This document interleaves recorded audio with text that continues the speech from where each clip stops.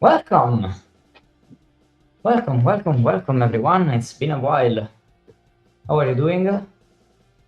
Greetings, you all. Hey, Bells. Hey, you all. Andrew J, Akash, Matt, Nell, Donatello, Matt, the other Matt, of course. It's Adama, yeah. It's Adama here, and we are here for the Skunkworks League again, Season 2 in this case. I hope you all hear me well. Please tell me. But today we have some good news. First of all, it's the first time I'm multi-streaming here and on here on Twitch and on YouTube. So hello for everyone who is watching on YouTube. But for everyone, what are we doing here? Well, we are trying to see the results of Turn 1 of the Skunkworks League Season 2. So, hey, hello, Robinson. So, I think we can just start. I'm not here alone. I'm with Isaiah. I will let him join in a second. Wait a sec. Hey. Hello. Well, Yeah, we have... the camera's on or off? Oh, wow. Isaiah, you should mute the Twitch stream, I think. It was muted? We can't hear you. I think it's a matter of the... Okay, let's try. Talk again. Well. Hey, Wisty. Isaiah? Isaiah? Okay. Well, let's try. Test. Hello. Hello? The thingy kicked me out for a second. Wait, I will reduce your volume. Okay, let's try now.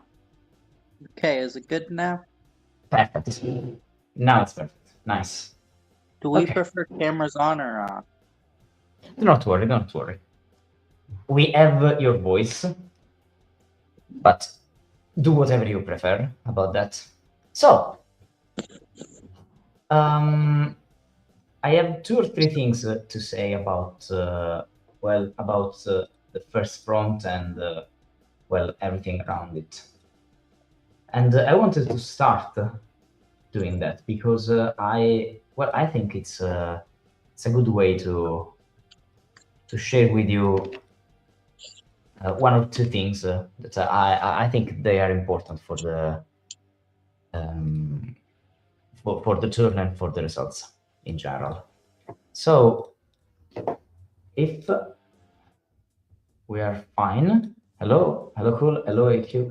Okay, good to know. I think I can just change my camera to this. So yeah, we can start. So, okay, probably you have seen these in the last month. It's like literally the prompt. The idea was to force you all to deal with it. And I want to say to deal with it because there are 2 or 3 things that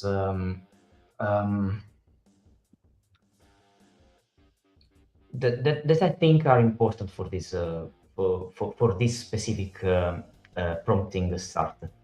Let me say that I tried to create clues that were really annoying. Okay,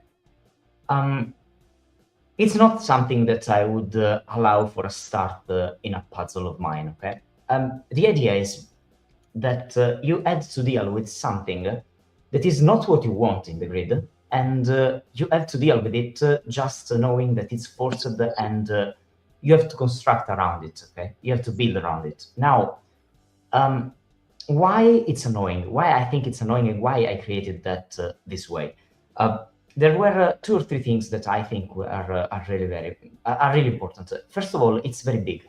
it uses well, a big amount of the grid in terms of the 9x9, in relation to the 9x9, and it forces a lot into this. I mean, okay, you have like if you just want to talk about well, all of those are just forced, and all the others are literally triples or couples of digits that are pairs of digits that are there, and you can't literally change them unless you change the environment in which you live. That some of you did, but the point was you have this, and this is not exactly the most simple start that you can have in a puzzle, or at least in a puzzle in which you want to do whatever you want.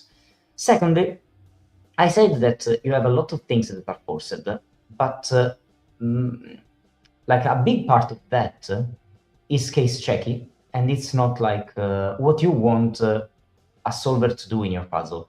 Like, for example, one of the things that you must understand while you solve this specific opening is that this one is never a 7.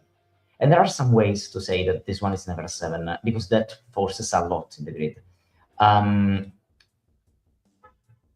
The main way to say that this one is not a 7 involves too much case checking. The same point is about the fact that when you know that this one is a 3, then you start saying that 3 is there, and so it's there, and this forces stuff into the other one. That is a cool thing, but again, it requires you to advance in a specific way to case check one thing or another in the right moment.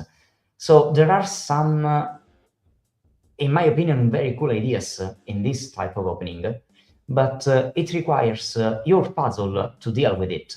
And why I'm saying that specific thing, okay, that point, just because I know that if you want to insert you and your style into this, you have to like build around this idea. So someone did that in ways that I think were very cool. Some just used what they had here. That's, at least for me and for my medals, was one thing that was relevant, like to see how you interacted with these things. I didn't find it very annoying. It seemed like a really intuitive Birkin. Yeah, okay, thanks. Yes, there is the soft rock music. I can reduce it or eliminate it if it's creating problems. Just tell me. It's just to not have anything like it's just to avoid the total silence in the background. But tell me if you prefer.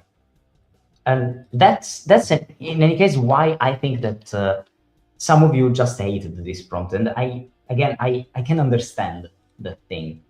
Also, I wanted this contraption here to be used in a relevant way. It was like my requirement for high adherence. So I think that at least I took into consideration for my medals, and I know that judges did the same for the adherence score, was how the entire contraption was used, the entire block of things was used throughout the entire solve, okay? Throughout the entire puzzle. Personally, I appreciated who tried to use this kind of stuff, like the double arrows rambuns, the overlaps, the skyscrapers, in a way that feels like not forced. Because, I mean, if you just use those two, that's a thing that happened in some of the puzzles. It's like, okay, I had to use those two because they were into the prompt, but I didn't want to, and so they are not used anywhere in the puzzles. In the puzzle, at least apart from the two squares, and that's a thing that I personally didn't like. What I mean is that I think that if you add a thing into the puzzle, it's because you want to use that many times. Like it's the usual problem that I have with just a I don't know, just a black dot somewhere into the grid to disambiguate the ending or stuff like that, right? So like if you have only the 4 and the 6 skyscrapers to disambiguate the thing at the end, or you use them at the start and you didn't use them all like in the entire rest of the solve. That's a thing that I took into consideration, and I know for sure that some of the judges did the same for different puzzles in different ways. So it's just to say what I had in mind when I prompted this, and say that not all the judges had my opinions at all. I personally disagree with some of the judges, and with some of the results. I will talk about that during the stream. But of course, I'm not the judge. What I think is not what judges think. So yeah, as I said multiple times into the channel, please consider that this system, this league, has its own personal judging score system, and this means that you are not expected to receive 90, 95, 99, 100 out of 100, and so on and so on and so on, because the idea is to rate through different categories in a stricter way. Okay? And this is like a thing that I want you all to consider, and I hope that this was clear when you started joining this league, because I mean, you have all of these, and yeah, so that was what I wanted to say. So I took into consideration a sensible use of the inserted clues, a sensible use of the prompt contraption that you have in the middle, and a clear solve path that lets me think that what is in the puzzle was there because the setter wanted to put it into the puzzle, and not like forced by someone else, in this case me. So that was like the things that created stuff around my my metas and my personal judgment that again doesn't modify anything in the puzzle score. So yeah, that should be like everything, and yeah, I think we can start. We will start with puzzle number 40, that doesn't exist, of course. So yeah, Isaiah, of course, you can tell whatever you want. I will say 40 did set a puzzle, just didn't submit it, even though they should. I have solved number 40. Oh yeah, you did? Yeah, the setter, who's going to be revealed in a couple of seconds, told me that they didn't submit, so I asked them for the puzzle. And yeah, it was actually a decent one. This was Andrew's puzzle, right? Yes, it was Andrew. Yeah, it was pretty decent and would have gotten a decent score if he did submit.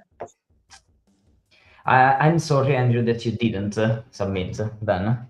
I didn't know that you had a puzzle, but yeah.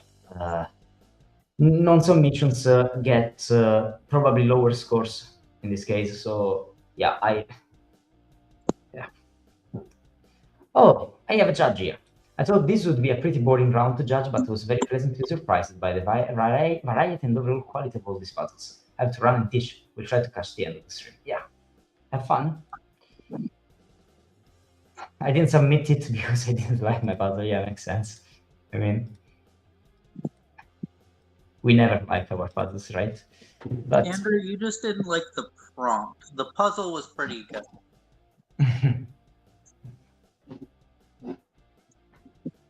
I'm sorry, and I hope you will like the next prompt. In general, I hope that people will continue submitting. But just no more Tom Rosenthal. Please, no more Tom Rosenthal. Let's continue with the... okay, I don't know why I have this still open. So, okay, let's continue with puzzle number 41. Puzzle number 41 was the one with the bulldozers, with the 9s that act as bulldozers. Any building with a 9 strictly above it in its column is flattened to half its original height. The idea of this puzzle was very cool. Judges loved the idea behind it. The real big problem is that the puzzle is broken, sadly. I will share for the puzzles some of the comments from the judges. Not every comment, but some of the comments, at least. But they thought that the puzzle was very creative and fun, and the fog was used very well, really well. But yeah, clearly the broken thing reduced a lot in pretty much 3 of the categories. That is adherence, smoothness, and enjoyment. It was rated like a 4 cookies puzzle also. Let me just state that it was a puzzle made by Elytron. Give me a second. Because, okay, yeah, sorry. I had to link the right thing. It was here, and yeah, it received a 5.5 with this 7.4 in adherence for, again, obvious reasons. But it was broken. I must say, this one is one of the 2 puzzles in the entire round that I didn't solve. I solved all the others. I planned to solve this one, and I wanted to wait if Elytron makes a non-broken version. The other one I didn't solve, I will tell about it when we reach it. But there was a reason. There was also a reason.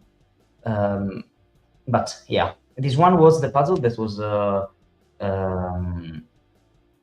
like that received the highest reduction in adherence, because I mean it's the only broken puzzle, and yeah, it's like that for obvious reasons.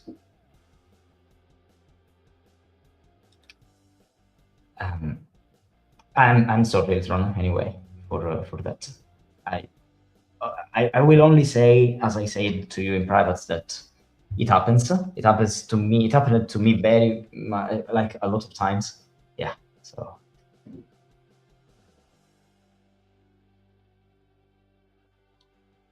Yes, it's runner, exactly. It's exactly what you said. Anywhere above, yeah.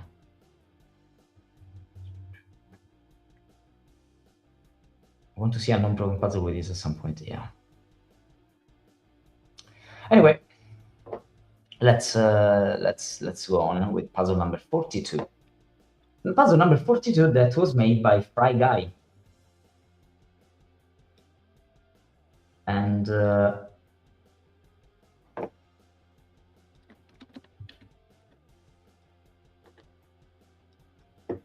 let me see my comments. Oh yeah, okay.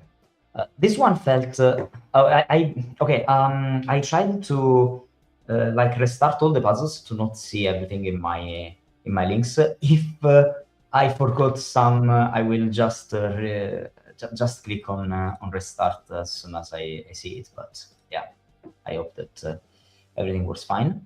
In any case, this one was one of the many puzzles that had like the standard rule set placed all around the grid with some of the concepts that you will see many times. Some like the 5 cells Ramban, double arrow Ramban that has some specific ideas behind it, and so on and so on and so on. This one solves a lot the break-in like the break-in problem with the 2 things, this one and this one. That this one specifically was used like many times into this round, this way or the other way around, but it was used more than once, and in a cool way, I want to say, because when you know that this one is a 9, you can talk about this double arrow, or when you know that this one is a 9, you know that this one is not a 9, and so you can create another double arrow here. So there was some kind of stuff, some stuff that was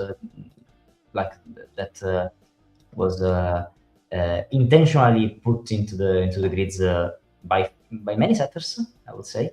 So yeah, those kind of stuff were used multiple times, and also sorry, this concept here was also used somewhere. You will see that anyway. I will just share some of the comments, and then say if you want to say something, I mean, you can. One of the judges said that there was no very defined solve path from a certain point, but at the same time there were not many sticking points, so the solve was in general smooth. Also, one of the judges stated that like several of the clues were absolutely not needed, or at least not much interesting. So that was the biggest problem they had with the puzzle in terms of like brilliance. But they all thought that the puzzle was very, very smooth. So yeah. See, do you want to I say don't something? remember this puzzle too much, but I will say that I remember that the 5-cell double arrow Ren bands were fairly forcing, and the extra double arrow with a 9 in row 4. Sorry. Yeah. Yeah, row 4 was really helpful.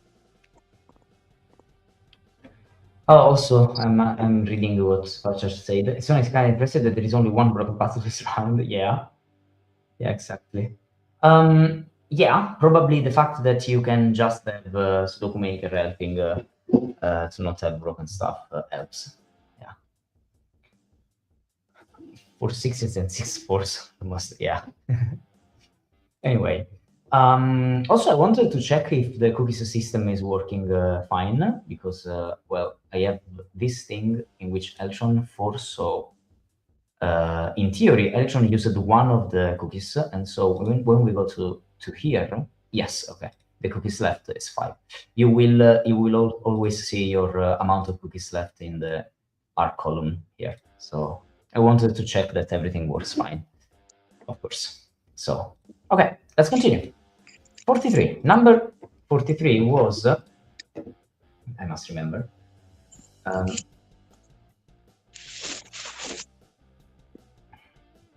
Yeah, it was Donatello's puzzle. Yeah. Yeah.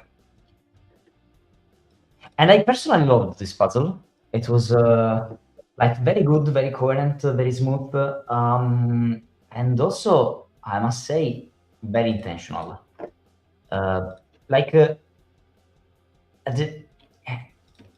Donatello worked on the contraption, adding stuff around it, and all the things that were added were very, very, very intentional. They felt like you have you are constantly adding stuff and logic to see around. The entire path was very, very smooth. It's yeah, it's a thing that made me impressed, because again, it's smooth in a way that I personally liked a lot. Also, this tree is a very good idea to solve some of the things here, because it removes like 3 of the degrees of freedom around the 6. So yeah, very good. Maybe the ending was a little bit cheap, but very nice puzzle in general. There was a lot of logic around the overlaps here, so very, very good stuff. In general, judges thought that there was a very good balance between fun and creativity, and there is a thing that I will try to not spoil around here, because it's part of the break-in and the solve. But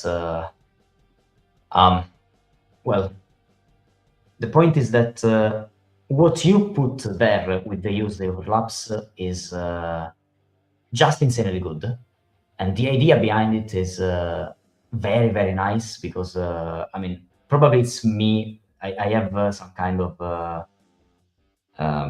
bias, starting from the fact that I have solved hundreds of Richard puzzles, but yeah, there was a thing here that was just perfect, and yeah, you even before the score, so you just received a medal. So I wanted just to start saying, saying that I wish I would have said it.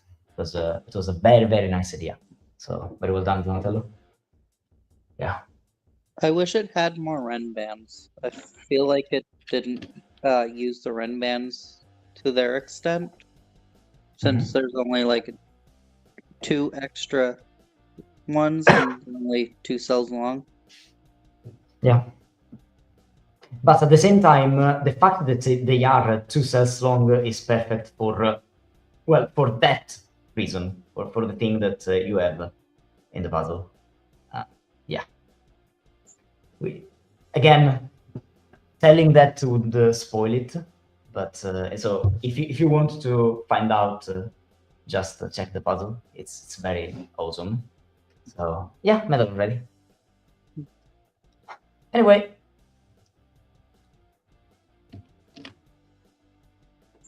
We have these with an 8.7, with an incredible 8.7 and 3 stars of difficulty, or 3 cookies, sorry. We got highest adherence, highest creativity, highest brilliance, and highest enjoyment so far. So, yeah, what can I say? It was a fantastic puzzle, honestly. Yeah. Curious of what Donatello will say. Donatello was blaming about how we will score last for the whole month. Yeah. Yeah, I don't know. I don't know honestly how this puzzle could score low. For the life of me, I can't understand. But puzzle 44 that goes by the name of Niverio. Yeah. Oh, sorry. Yes. Okay. Okay. So this puzzle was very interesting. I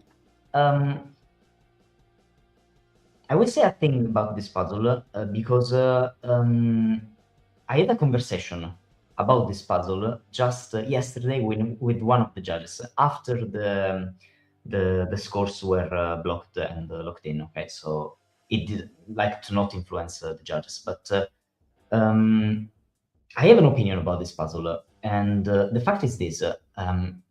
This type of situation that I put into the prompt was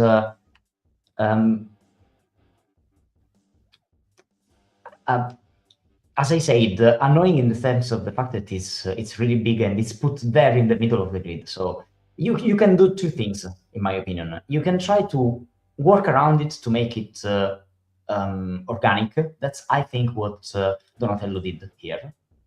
Or you can do the exact opposite, like work around other contraptions like that. Like this one that's a contraption, this one that is another one, that one that is another one, that one that is another one, this one that is on its own. So like have a little collection of like mini puzzles, because each one of them is somewhat like not related to the others. Okay, you have interactions, but the point is that you are solving them one after the other, and each one of them is like a mini puzzle that you're solving. It's I felt it was a collection of mini puzzles all in a grid, in which one of the puzzles just forces one of the mini puzzles forces stuff for the other one and for the other one and for the other one, and it was a cool thing to say, in my opinion. I really liked this puzzle for this reason. Because it deconstructed like the grid around it and created those little big things that you must solve one after the other. And I think it was a cool way to deal with the prompt. So yeah, I personally would have liked to have more overlaps boxes around this grid. That's the only thing that I personally would have liked. But puzzle was cool. Also, one of the judges said that every clue does a lot, even if the grid is somewhat minimal, and the opening was really, really smooth. One of the puzzles said that the skyscrapers felt a bit forced rather than natural, but otherwise a generally nice puzzle. And as usual, while Isaiah says what he wants, I will share the results. I felt it was a little bit too much jumping around, but overall it was still a pretty good puzzle. And yeah, it's received a 7.8. That's also fun because Niverio said that he expected stuff like 6 or 6.5 similar. So it's interesting.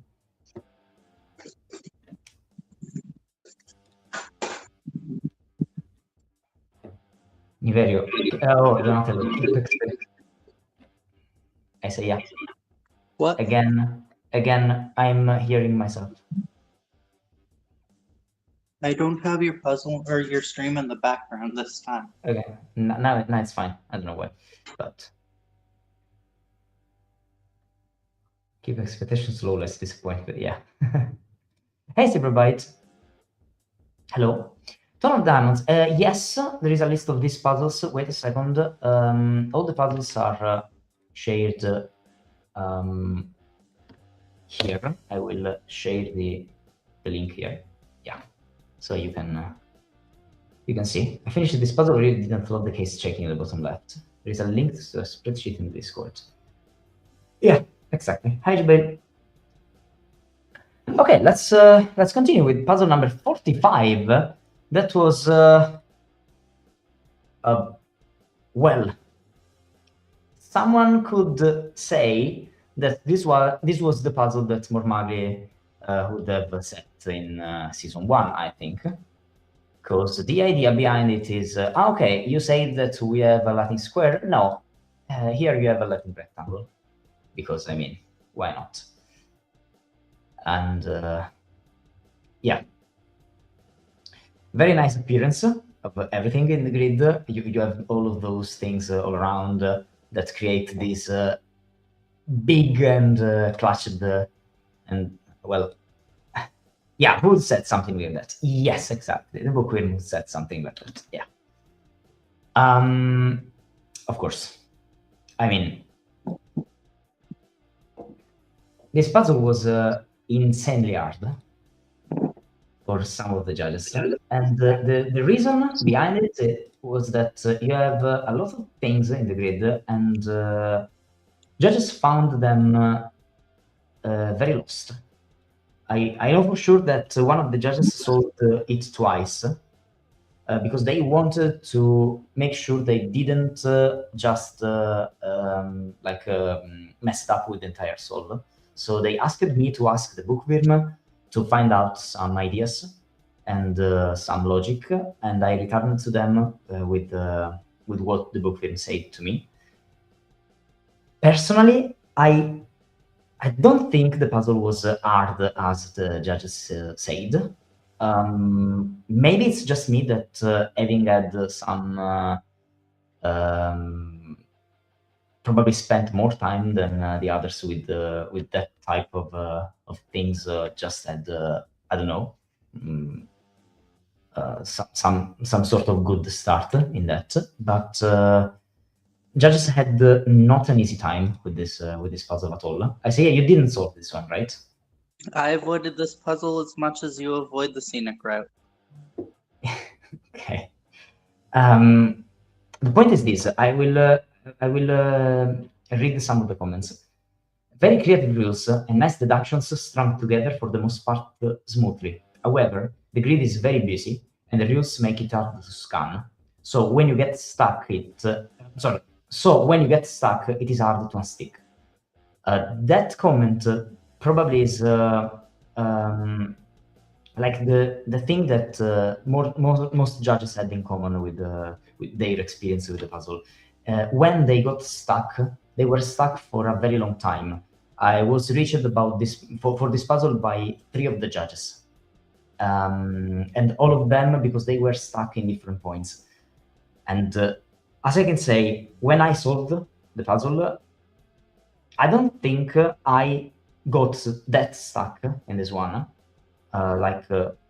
Personally, I mean, but yeah, the grid is surely very busy, very rich of stuff around it. So that's the biggest point. In the scores, you had a very low enjoyment for that reason and a lower smoothness, just because again it's not exactly the smoothest like puzzle ever. Also, the fact that you have, like, just to be clear, each row contains 8 distinct digits, one of which appears twice. Each column contains all 9 digits, 3 of which appears twice. So you have this kind of stuff and scanning all around the grid. That allows for a very good piece of logic here and there. There is stuff that goes like in the top, in the top left, for example. There is stuff that I really loved about this puzzle. It works very well when you know where to look at. But that was like the experience for them. And you got a 7.3 with the a 7.3 with the highest creativity.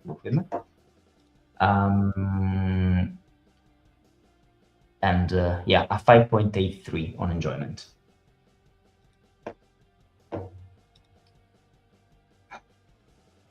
It wasn't meant to be difficult. This puzzle wasn't that crazy, emo, lots of single set deductions, but I didn't find it that tough. Yeah.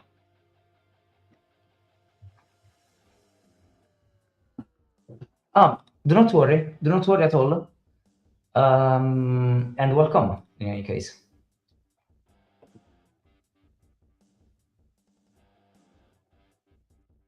Oh, I say, yeah. It only took 7 hours. What the hell? Sorry, let's try. Sorry, my Wi-Fi is acting up a little. I'm back. Oh, don't worry.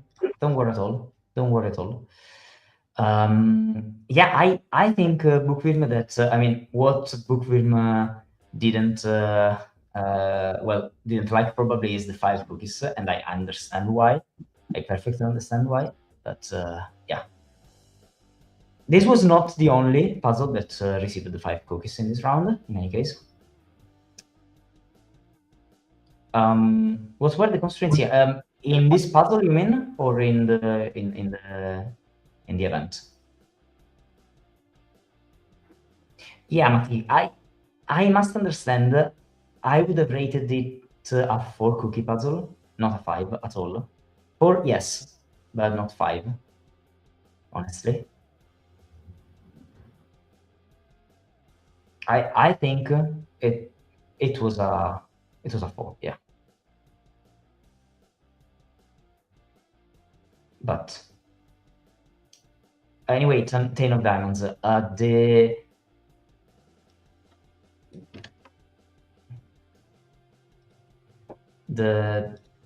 The prompt here for all the puzzles was to create a puzzle that starts from here. So you have this as your starting point. That is not necessarily the break-in, but from here you must create your puzzle. And it must be a line square with these double arrow remnants and those 2 things that are centers of 3x3 boxes. And 4 and 6 are skyscrapers. In the specific case of puzzle number 45, you have this one that contains the 9x9. I contains the number 9, but also, oh, sorry, I added the one more row, but yeah, you see my point. I didn't? 3, 6, 9. Oh, no, I didn't. But you have those 3 more things for a Latin rectangle. So yeah. Yeah. Anyway, personally, I thought it was a 4, but I'm not so surprised it got rated 5. Yeah.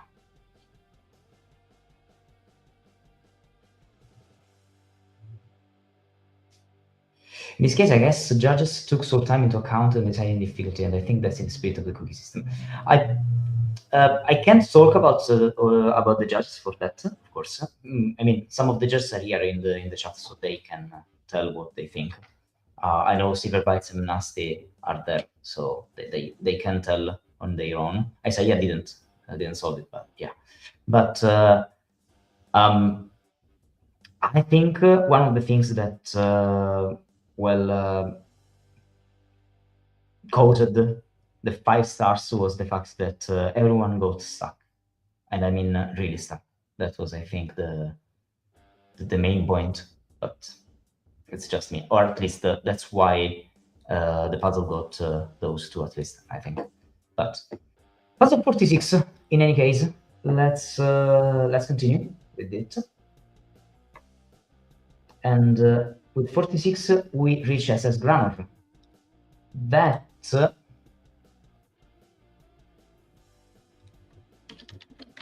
SS Grammar that created this well, this little snack.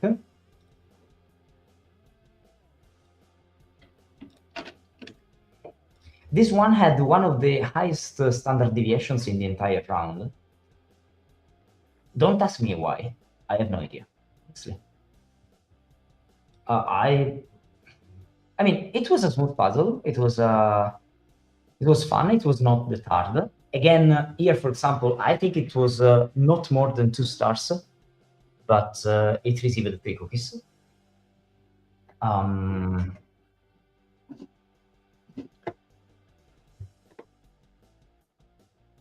Puzzle is well, uses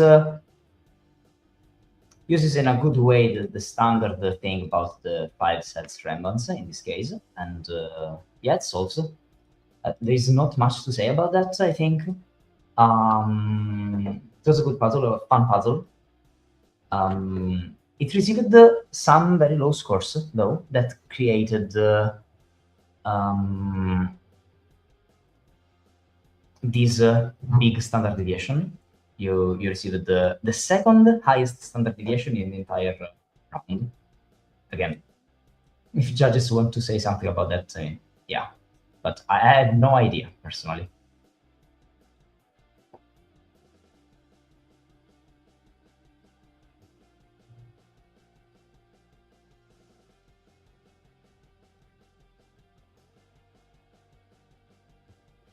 Sorry, I'm reading. I always disagree with solve time determining difficulty. There's much more factors into it than that. Yeah, true. Yeah, cookies are meant to be difficulty. Yeah, absolutely. Yeah, Math Geek, I agree completely. Totally agree. It was very, very easy for that reason. But yeah. I feel personally responsible for the cookie system given how much I'm worried about the long judging took last year. I guess the point of the system is to save time for the judges, not necessarily difficulty.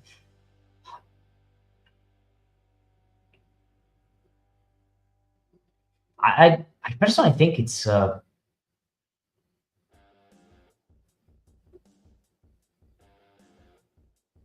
like time goes up in general when difficulty goes up. That's clearly true. But I think all the judges, and we had discussions about that, about how the cookies are used. Many of the judges took cookies in terms of difficulty. Clearly, though, some harder puzzles took longer, so there is a connection, there is a correlation. So that's just what I think. But I know for sure that, for example, Cyberbyte rated the lower puzzles that needed more time than others that needed less time, but they were harder for difficulty. So yeah, it's, just remember that Pairing Pianist is not a judge in this round, okay? So yeah, but in this season. In any case, Isaiah, do you want to say something about SS Grammar? I remember solving this puzzle. Okay. Don't remember much about the puzzle, though. Okay. I binged, like, all of the ones that I solved in, like, a week. Yeah. Anyway, go to 7.4, and I think we can continue with Math Geek, that set puzzle number 47, which is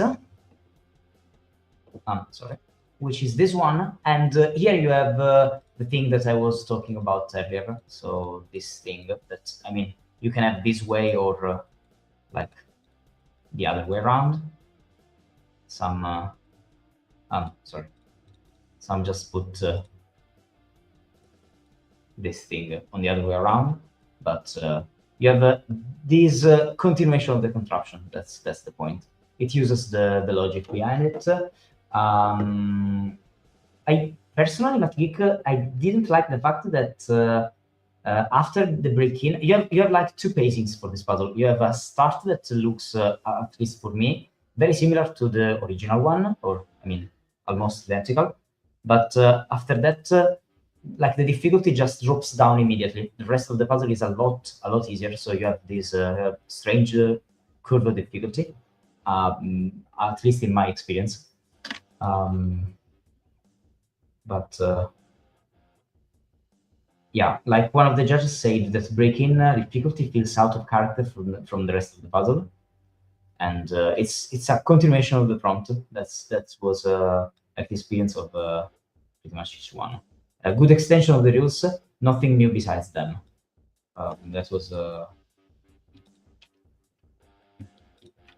their thought in general,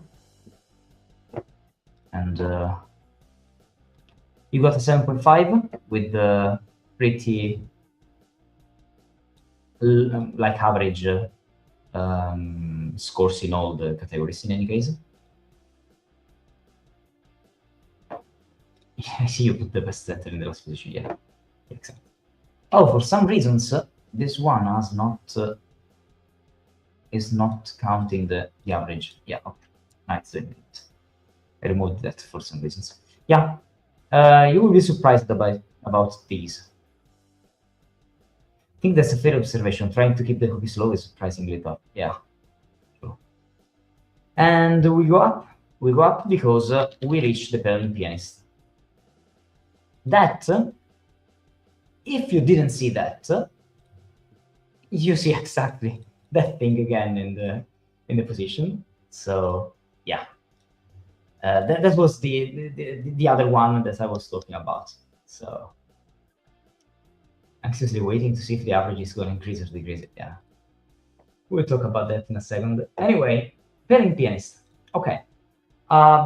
I liked the fact that the overlaps are really used here for a reason, because you have a Sudoku here. So each one of them is also a square, of course, okay?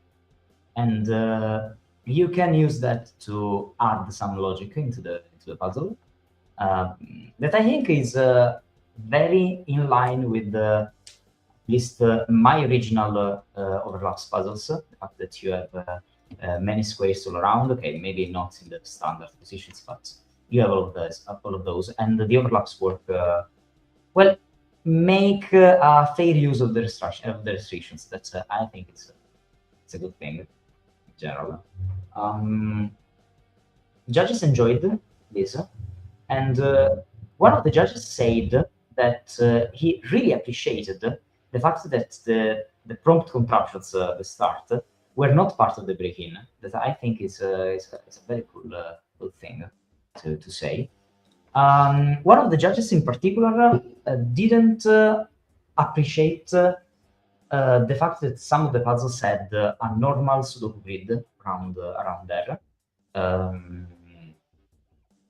It was not against the rules at all, but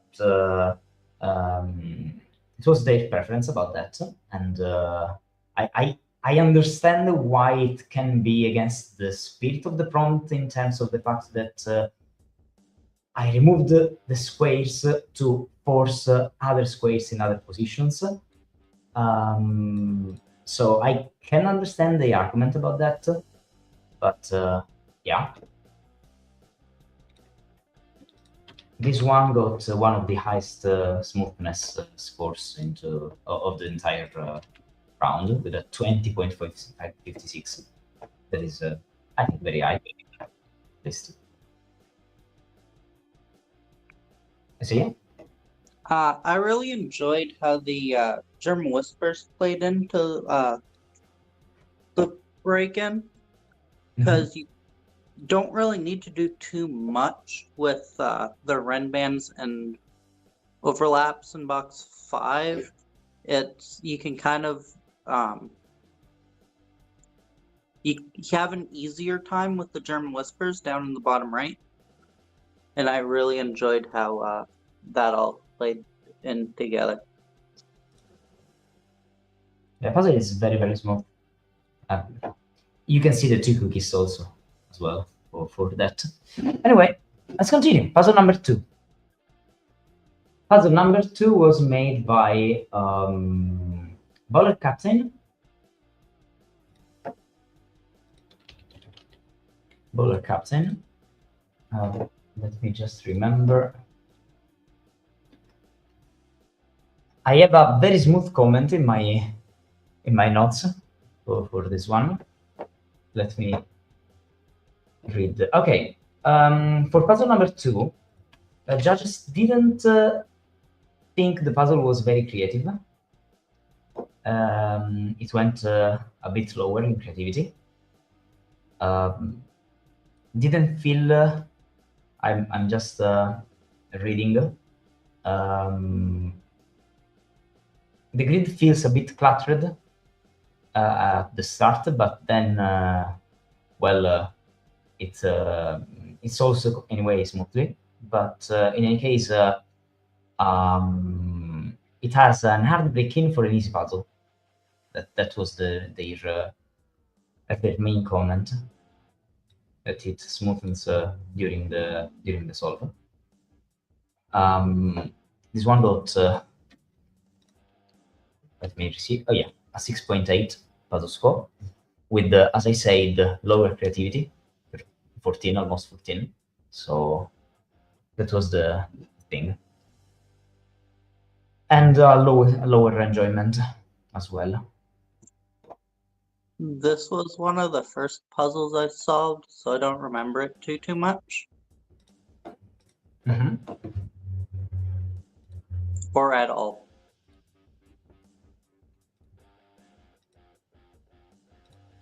Like it was smooth. I mean, there is also a thing that when you know what those things do, it's always difficult at a certain point to think about how difficult it is to reach them, or to rethink at this contraption every time, considering the new things. But in this puzzle, the things around don't add much to that start. So that was probably the difference they were talking about starting that is too hard for the rest of the puzzle.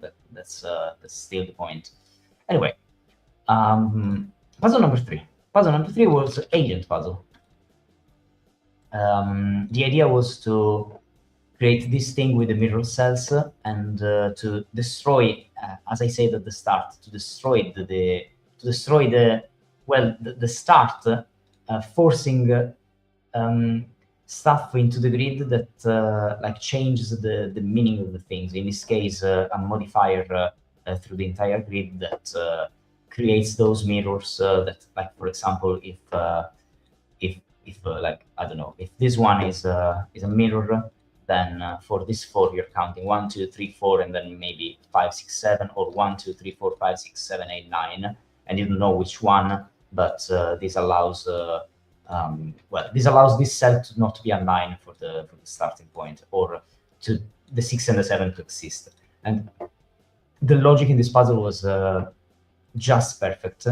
The amount of stuff that is placed here works constantly, interacting with the mirrors and with everything in the grid.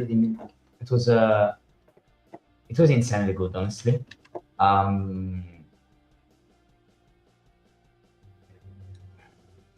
Very nice opening, made me feel smart throughout, was one of the comments. Missed something obvious for a while, but then I really had a lot of fun. A very creative rule set. And also, one of the setters said that the entire puzzles feels really, really, really intentional in the setting, like as nothing was forced to be there. Yeah. I really enjoyed this one. This one did stand out a lot. because of the mirrors. Yeah. And towards the end, I found out what was going on with the mirrors, and I found that really funny and cute. Yeah. Not going to give too much about that, but once I figured out what was going on with the break-in, I found this one really, really nice and fairly straightforward and easy, even though it was one of the harder ones to start on. Mhm. It was easy, even though the modifiers kind of threw out. You kind of had to throw out your normal thinking and then Yeah. kind of start fresh and start thinking in a different way. But yeah, overall easy puzzle, and hopefully you make something else with the mirrors. Maybe full rank. That would be fun. Yeah, very pianist, that's your job. Full rank with those mirrors. Anyway, yeah, absolutely well deserved. I took those 3 stars. As you can see, in general, cookies are, for some of the puzzles, in my opinion, are one higher than the cookies that I would have thought in general. But yeah, one of your top puzzles is yeah, as you can see at the moment, it's the highest score, and it has the highest creativity, highest brilliance, highest smoothness, and highest enjoyment so far. So I mean, yeah, but not highest adherence because of Donatello's puzzle at the moment. Look at you first again. Yeah, I was waiting for that comment. Yeah. Anyway, Agent also received a medal for this puzzle. So we can go to the right and put another medal to my favorite in this round. So yeah, well done, Agent. What can I say? As I said, it was gorgeous. It was really gorgeous. Very well done. Puzzle number 4, well, setter number 4 didn't set a puzzle. It was Sujoiku ID. So we can just continue with puzzle number 5. That was Sniglet's one. That was Sniglet's one.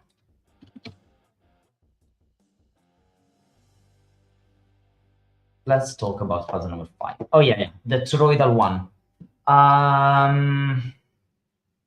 There was one comment that was in common with all of the judges, and the comment was that toroidal seems completely unnecessary in this puzzle because it does pretty much nothing.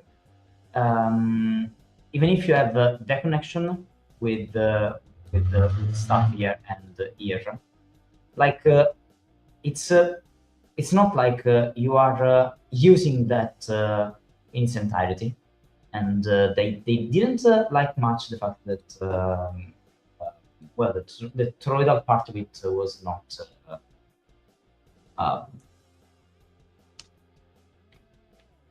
interesting. They thought it was very much unnecessary in the terms, but this was the biggest thing that they wanted to say about that. I can tell that the idea was nice. This thing that continues all around, going downwards is cool. I would have preferred having more than those things that just overlap up and above. Well, above and below, but yeah, it was fun. So yeah, Sniglet won. Well, got 7.5 and 3 cookies.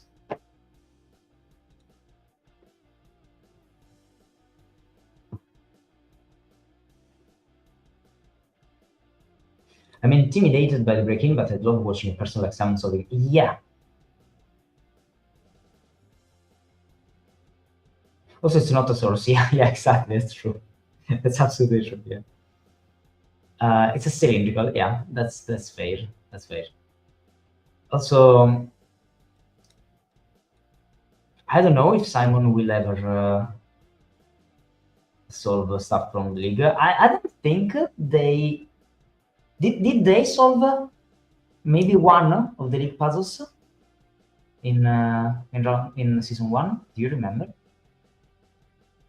I'm not exactly remembering, but maybe they solved one or two. Well, I'm not remembering at the moment. Oh, again, Isaiah is out. Sorry, Isaiah again. Hello. Yeah, my Wi-Fi cut out again. I just switched to data. Yeah, okay. Did you miss? I mean, we were talking about the Toledo one. I mean, yeah. Right. The Toreador one was neat, even though it doesn't really. I feel like the Taurus doesn't do too much to the solve, so it was kind of pointless.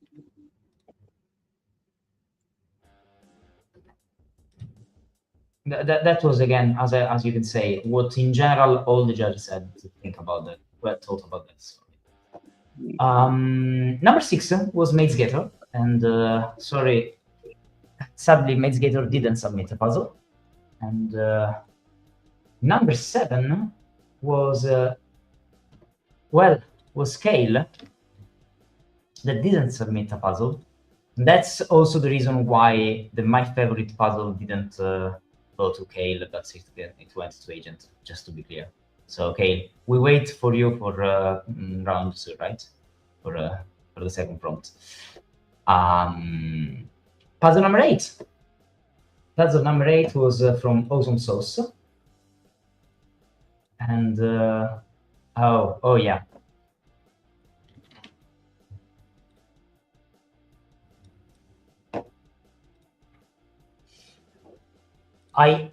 I would say a perfectly placed clues puzzle.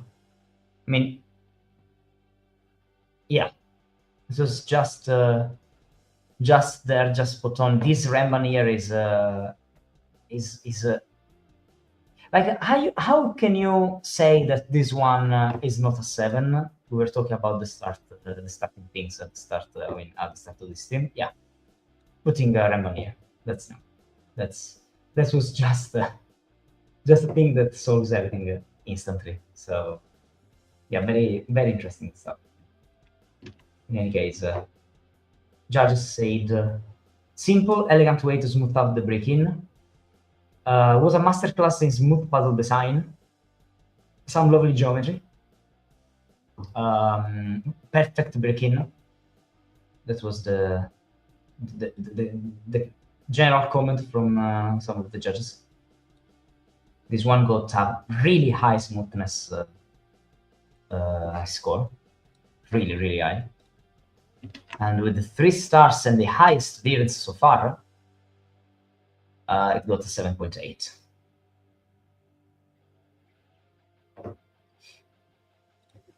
Kerem is getting submitting to joke as well. Yeah, exactly. Yeah. I really hope that people will join for prompt 2 who didn't join for this. And continuing with puzzle number 9. Oh, well, Isaiah, do you want to say something about Ozone's puzzle? I found that Renban really helped with the break-in and making it smoother. A lot of less other options to whittle down. Yeah. And yeah, it was a really nice and smooth puzzle.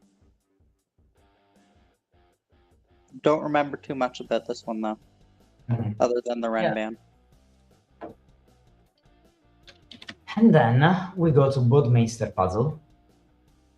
I will just start saying that this one has 5 cookies as well.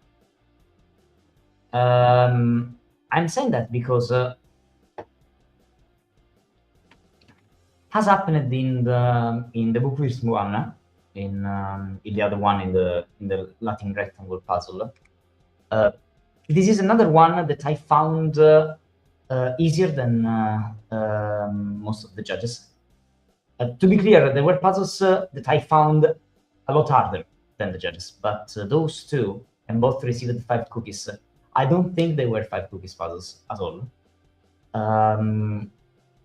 But puzzle was this, and it feels like a very normal puzzle, but it has a chaos construction inside it, with this division in 9 regions, and you have all the Rembans. I mean, the same the sets in the same Remban are in the same region. I think that's my thought, that some of the steps were not exactly easy to see / telegraphed, and so it's easy to just get lost in this puzzle. But it's a solid chaos construction, a really solid chaos construction. Sorry for my blubbering, but yeah.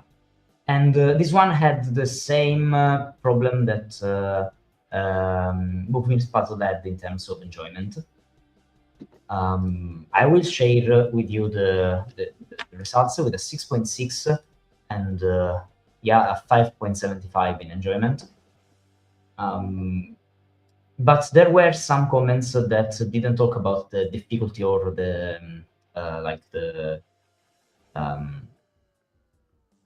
pike of finding the right path and struggling of that. One of the judges said, for example, that the region constructions feel completely separate from the rest of the puzzles, and that reduced some of the adherence, for example. And I have a comment about this one, that is the fact that, I mean, yeah, overlaps is just not used. Like, it's there because it must be there, but I said that at the start of the stream. It's not what I searched for in this round, at least. That's at least my point. But yeah, and some said that there were some peaks of difficulty here and there all around the puzzle. But yeah, 6.6. I say, yeah, did you solve this one? Yeah, I did. I did use the guide that you sent me for the most part, and it feels like the setter didn't want to use double arrows or run bands. It felt more of a chaos construction, and the double arrows and run bands kind of that part of the solve collapsed pretty quickly, and then it just became like a 5-star chaos construction. Yeah. Right. Let's say maybe not 5 in my opinion, but I see your point. Yeah. Anyway, congrats you all. Now continue with puzzle number 10. That was oh yeah, the cogito that didn't submit. Just talking about people who didn't submit. Also the cogito didn't set. And 11, very good 5U that didn't submit as well. I want to say, because someone asked, yeah, Jubail asked, why they didn't. I mean, maybe one of the reasons was the fact that this prompt was a lot trickier than some could expect at the start, or in general, less interesting for some people. And I understand that, but I think it was very technical and interesting for that. I'm not against the prompt I set in this one. I really think that it forced some specific types of creativity and of adaptation, well, of adaptability to understand, to work around it. So yeah, that was at least my opinion for that. And I would have loved to see puzzles from the people who didn't submit. Puzzle number 12. Puzzle number 12 is Chef of Death.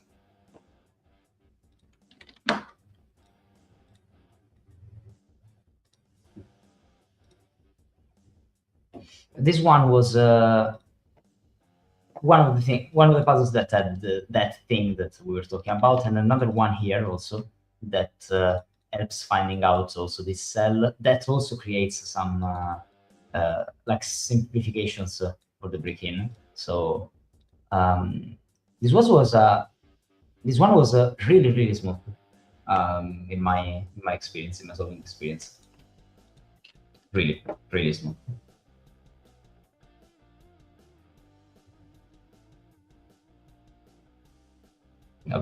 All the comments from the judges are pretty much the same. Skyscrapers not much cohesive with the rest of the puzzle, but very smooth puzzle with a cool break-in.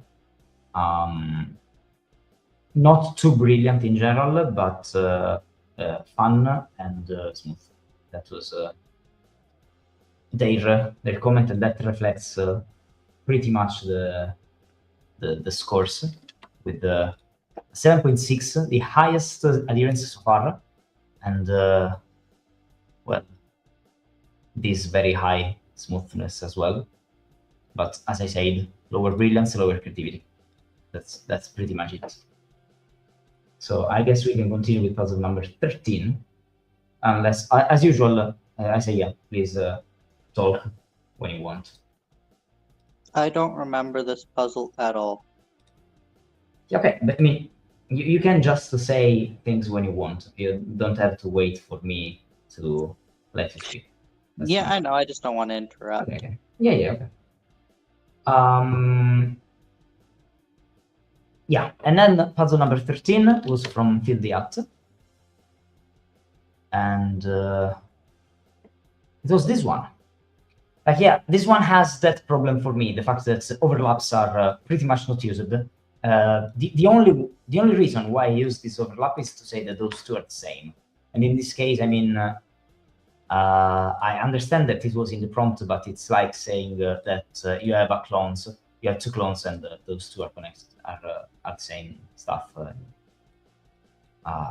in different orders. I mean, you can just say that, like, those three things, those cells are the same things, just swapped clones. You can call them whatever you want, but yeah, it's not used in the rest of the puzzle, in the rest of the solve. That's the only thing that I didn't like, and as I said, at least for me was relevant. But the puzzle is very thematic with all of those four things that go all over the place, and they just wiggle around, sorry. And yeah, judges liked it, probably more than me in general. Good use of the hidden clue types, yeah, sure. And in general, they say that no clue felt out of place. That's, I think, a very good thing to say. Another 7.8 with 3 cookies. And yeah, Bookworm, same point. I think this one was absolutely a 2 stars, not 3 stars, for example. There were some puzzles that I think were 2 cookies, but they were rated 3, for example. My opinion, at least.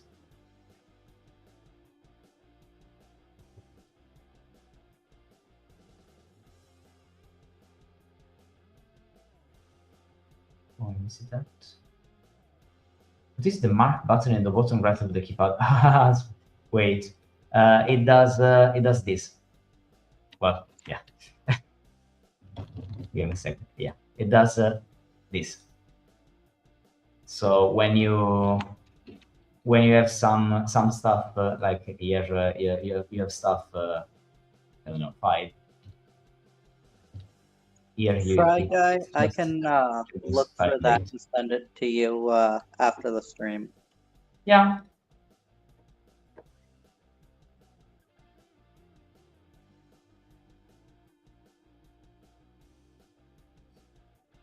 Very happy with the score. Yeah, you should. 7.8 is very high in general.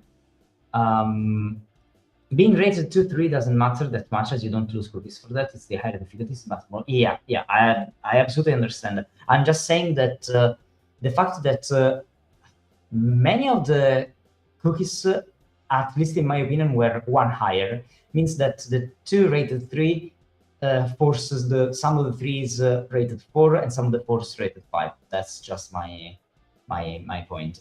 Also, please remember that the cookies that you see here is an average. So, like for example, if you have a 3.2, it rates 3, but you have a 3.6, it rates 4. So that's another thing to take into consideration, that it's averaged. So, for example, a puzzle that, for example, if yours received a 4.8, just to be clear, it went straight up to 5 because you have nothing up. No one could rate 5.3 or stuff like that. So it was always at 0.5 that it changes. Okay, at 3.5 goes down to 3, but at 3.52 goes up to 4. So yeah, that's a thing to consider in my opinion. That maybe some of those were just there in the middle, a bit higher, a bit lower, and then just clicked in the next in the next level. So yeah, I think that must take into consideration. If you want, I can share with you the cookies without the average. I mean, in terms of if it was like 4.8 without the round, the average without the rounding, just to help you assess, just for that reason. I'll share that publicly, of course, but I can do that if for this round it can help in general to understand what's going on. But I mean, for the 2 5 stars at least, because I mean, yeah, maybe it's relevant or it helps in general. So if anyone wants that, I mean, I can help with that. Puzzle number 14. Puzzle number 14 was okay. I'm reading one of the comments. A masterclass of smoothness. It was a Ichi's puzzle. I enjoyed this one. But this one had another one of those situations in which like the start is harder than the rest of the puzzle with the strange difficulty curve. I think that's I said earlier. This one uses the overlaps a lot, right? This one is fun when you remember the rules. Yeah, I guess so. The disjoint on squares, we forgot. This was me and Math Guy solved this, and I think it was Bookworm that came in and told us to read the rules. Yeah, because you have a disjoint around those. Yeah. And yeah, puzzle was people said that well, I mean, judges said that this one was really brilliant, simply brilliant, and elegant use of the rules. It received one of the highest scores in the entire round, with an 8.5. As you can see, a 16.33 and a 21.89 here, for example. Both are very high. And yeah, in general, really high scores for this. So, very well done, Ichi. This one, I think, was one of my highest rated puzzles overall. Yeah, maybe. Yeah.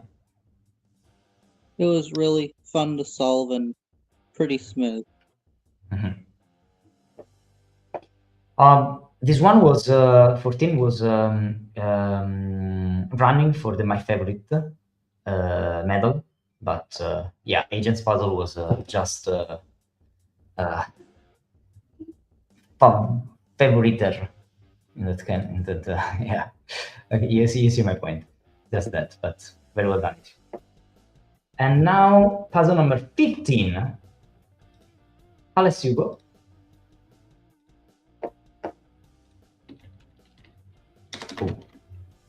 Alex, you go.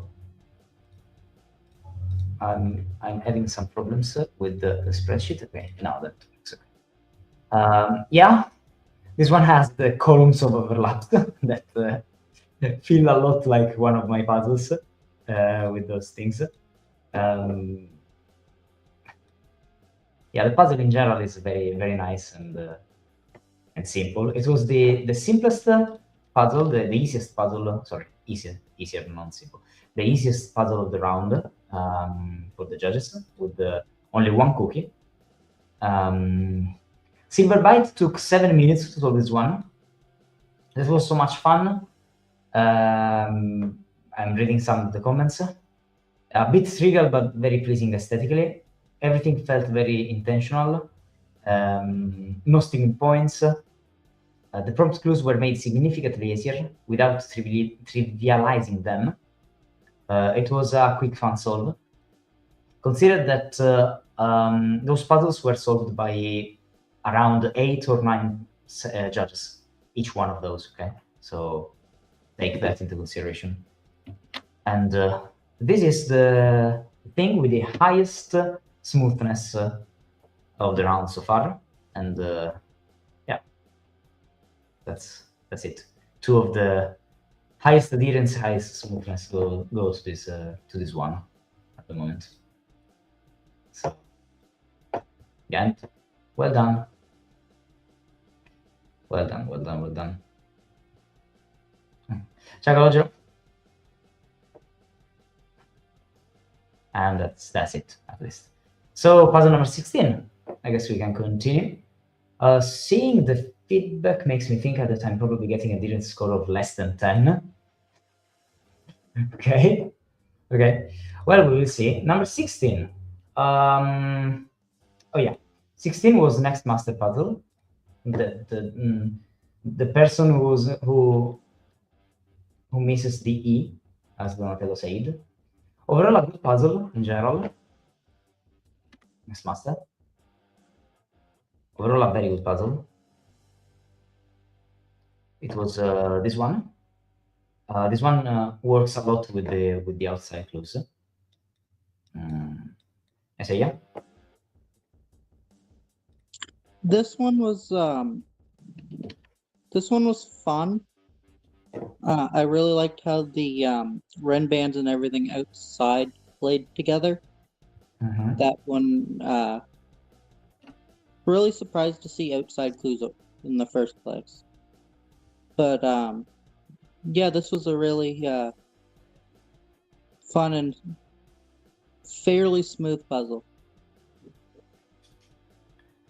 One of the judges said that both the overlaps and the givens here and there felt completely forced and not wanted, like not needed, in terms of yeah, okay, if you're setting a puzzle, you are not putting those if you're setting a puzzle like that.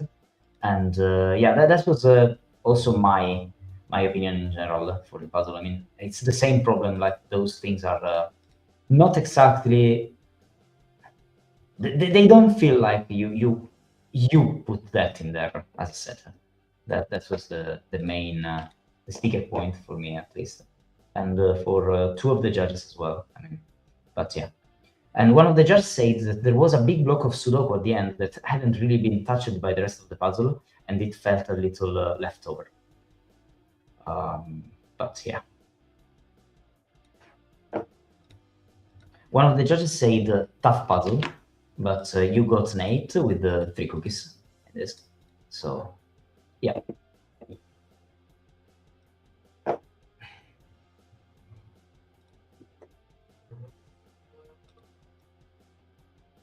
Ciao ragazzi, sorry.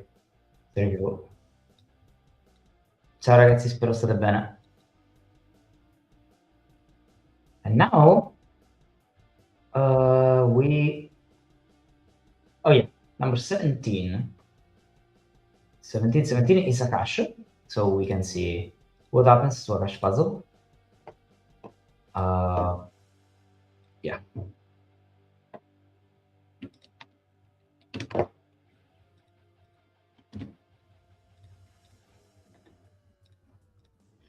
I found it a little bit over the place for the, well, it's like a, one of the puzzles with the drawing, right? You see turn 1, 17, doesn't mean it's yeah. And judges in general didn't like the fact that the starting prompt is completely different from the rest of it. So like they felt there are two different things in the puzzle that are not connected at all in the things that you're solving. So like the given clues really stuck out as being different from the rest of the puzzle. I like the attempt at aesthetics, but the solve path really feels messy as a result, because you have this disconnection. Okay, so this was like their main problem with the puzzle, that received the lower brilliance and lower adherence. But yeah, also the overlaps. I mean, you know what I'm talking about already. But yeah, another 2 stars puzzle in any case, with a 6.7 and a 16 in adherence. And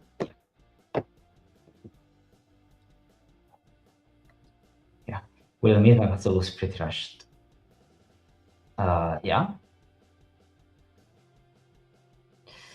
Dai, ragazzi, è uno streaming in inglese, dai. Tutto bene comunque, bravi. And then, let's continue. Puzzle number 18. Yeah. I can't relate. Let's take the score. Number 18. Number 18 was... Number 18 was something, okay? Number 18 was something. That's what I can tell. Good of Hours. And why I'm saying it was something, because it was this incredible stuff with the skyscrapers in the rows, the full rank in the columns, and the deconstruction all over the place in the grid. That works in the only for the for the 6x6 miniature deconstructions, the boxes here, and it's insane. It's honestly, what the hell. This one was fun. I liked this one. It reminded me of D-Rank. Yeah, I loved that.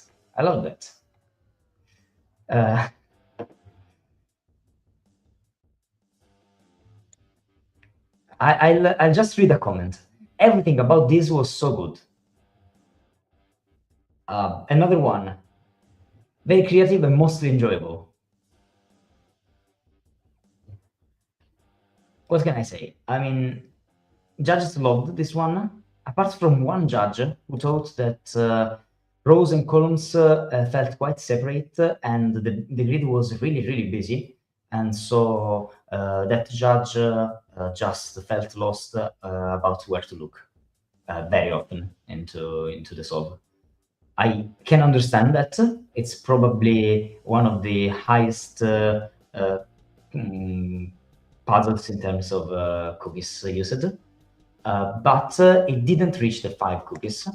It stayed to 4, and I will share with you the results in a second.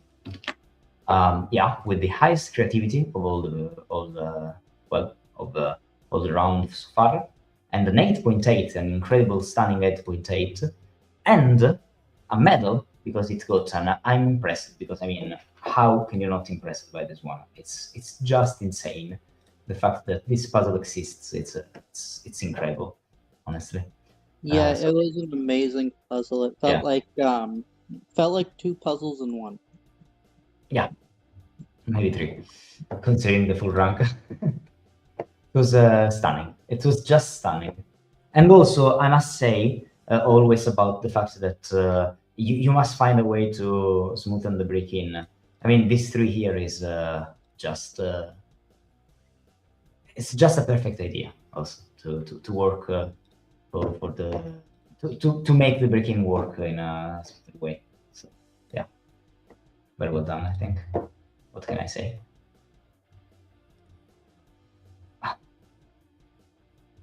Now, let me see. It's indeed an accurate description. Fully read for lowest enjoyment score for the round. No, this one was great. Not very. Oh my word. Yeah. close to be a top puzzle for me, if not for the difference. Ciao ragazzi. Oh my goodness, I absolutely was not expecting this response once I reduced it. It basically set itself. Yeah. So. Nice job. Yeah.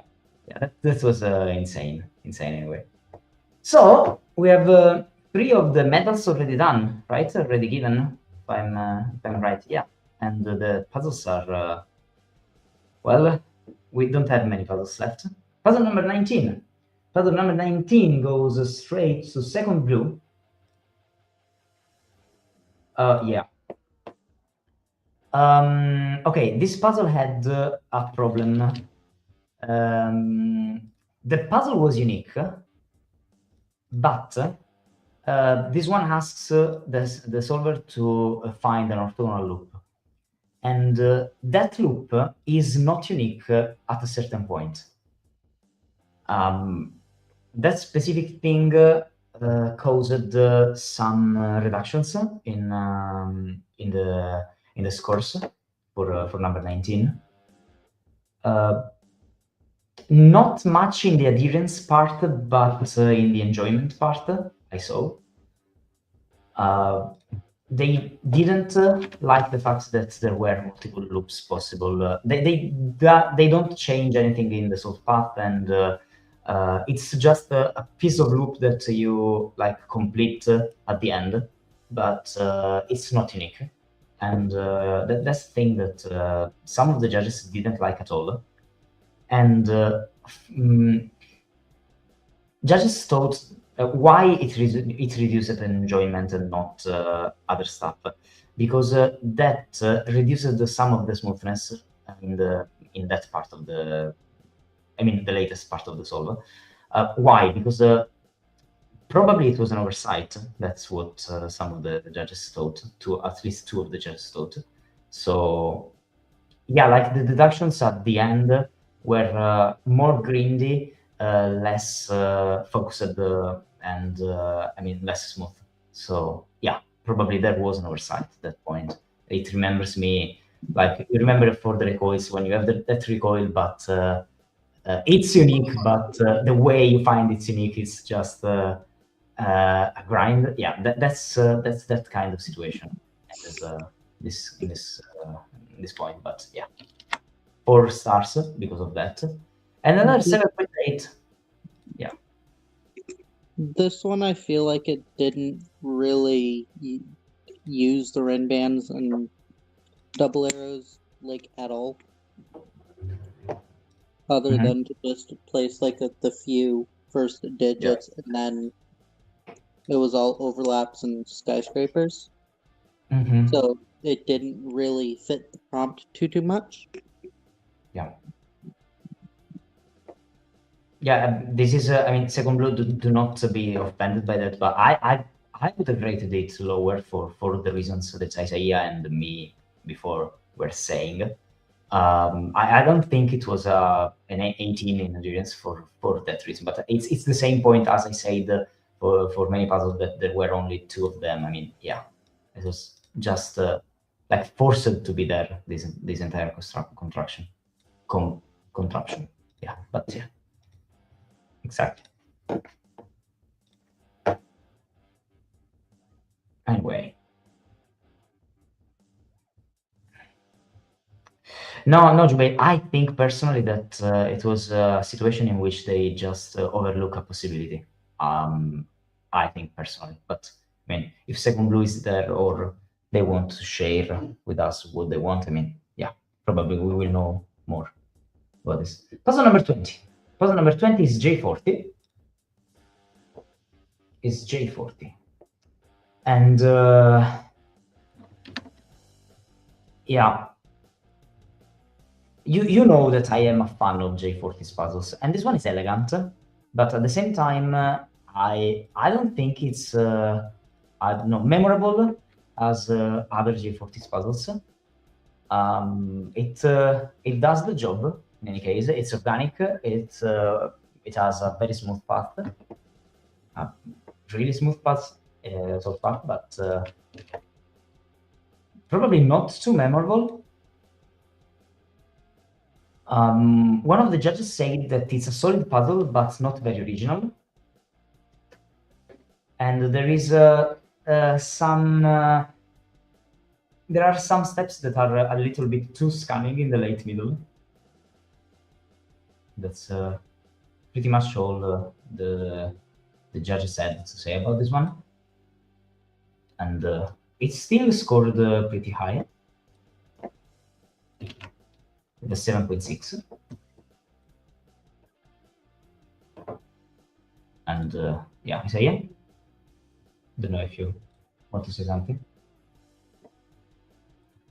Oh, sorry, I will share. This puzzle played well to the prompt, and all the clues were very well placed. And I don't think I got stuck too much or at all.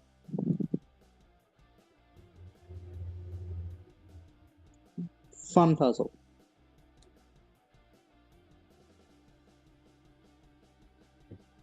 Oh, and then you have 21. I am eating Nive Nakash for this nonsense still. Yeah, you said to me that you didn't spend much time for this, right? 21, odd even. Okay. Okay, odd even's puzzle was one of the puzzles with the fog. This one has the dynamic fog all around the grid.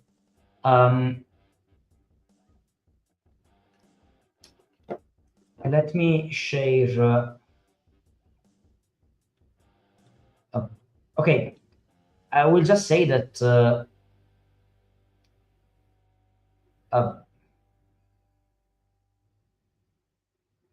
judges felt that the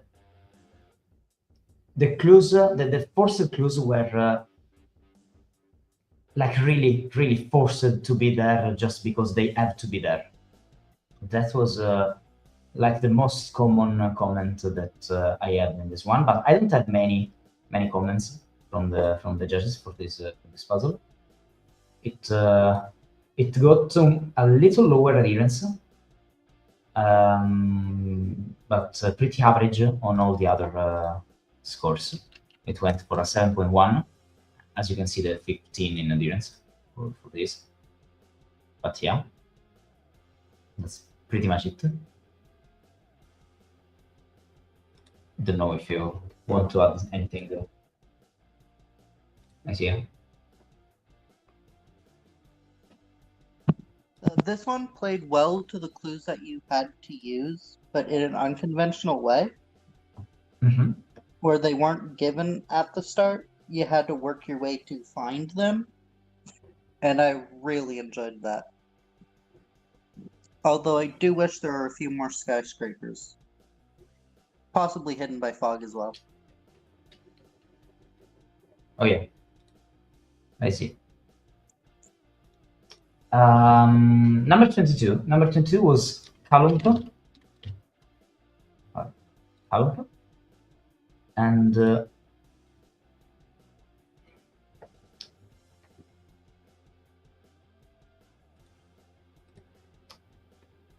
And yeah, this one had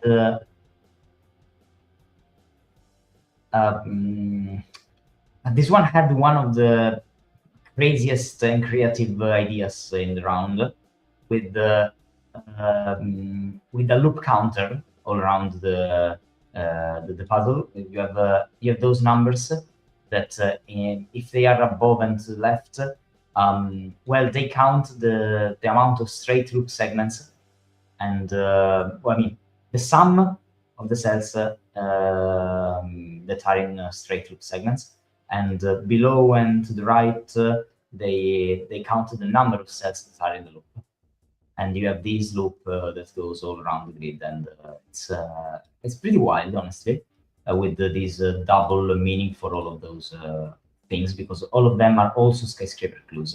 So that's pretty interesting, honestly. This was a very good puzzle. Um,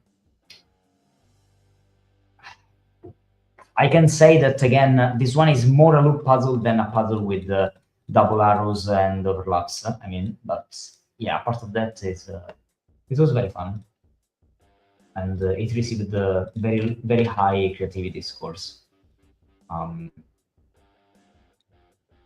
Also, one of the judges got hard stuck at the end.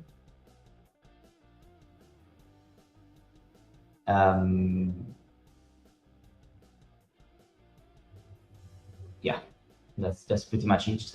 One of the judges said that the deductions are really non-trivial and they are very cool in rewarding the solver. That's pretty much it. Anyway. And I think this was one of the 10 that I did not solve. Probably. Did start this one. It received an 8.3. That is again one of the highest scores in the round. So very well done, I'll say. As you can see, a 22.14 in creativity. And maybe we can go straight to 23. Let me read some comments. I got annoyed at the forced digits of the given opening that couldn't figure out how to logically get, so I avoided everything with fog. We're getting the 9s in prompt 2. For me, this round just didn't exist. I mean, and you still got 7.8 in Iverio. I mean, I enjoyed fog because it got rid of the feeling you could just start with the preset puzzle. Yeah, I agree. I agree with that. 23. 23 is okay. Probably the biggest surprise of the round. Because you all expected Mormagli to set something really incredible, really strange, but no, Mormagli just set, well, this. That is like the...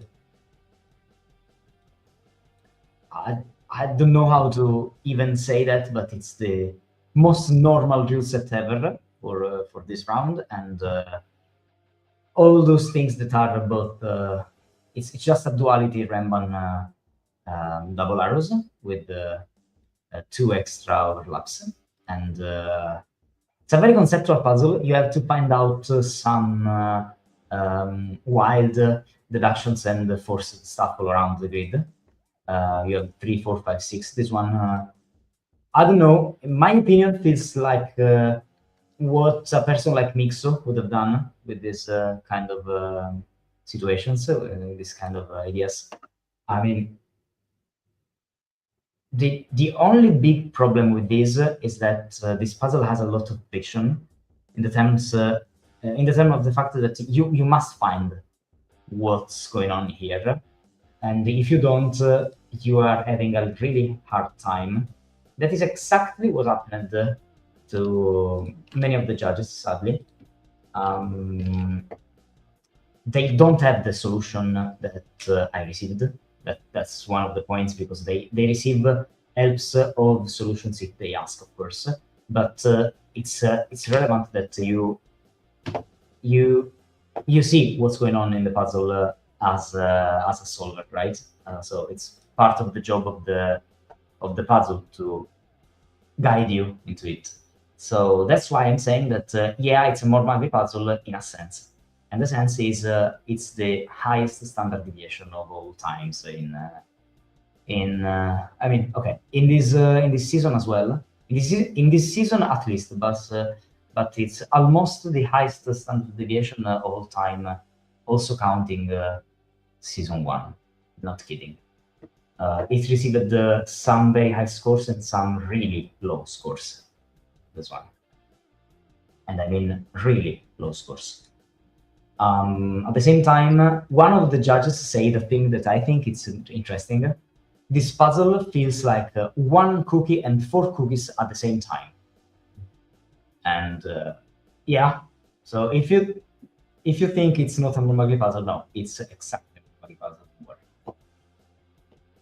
Just to be clear. I remember this puzzle being a bit hard. Yeah.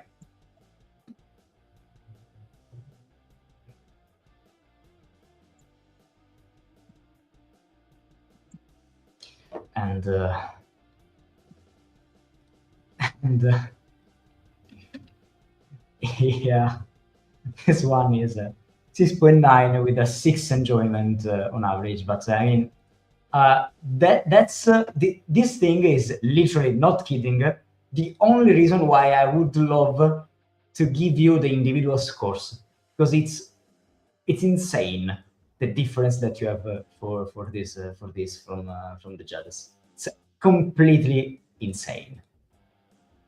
They go all over the place. Like you get some of the lowest enjoyments possible and some of the highest enjoyments possible. Some of the lowest creativity and some of the highest creativity. I don't know. I don't know what to say, but it has one of the highest standard deviations of all time. Not just in this round. In this round, it's the highest, but it's one of the highest of all rounds. And I don't know what to say, but normally always be this polarizing. I don't know.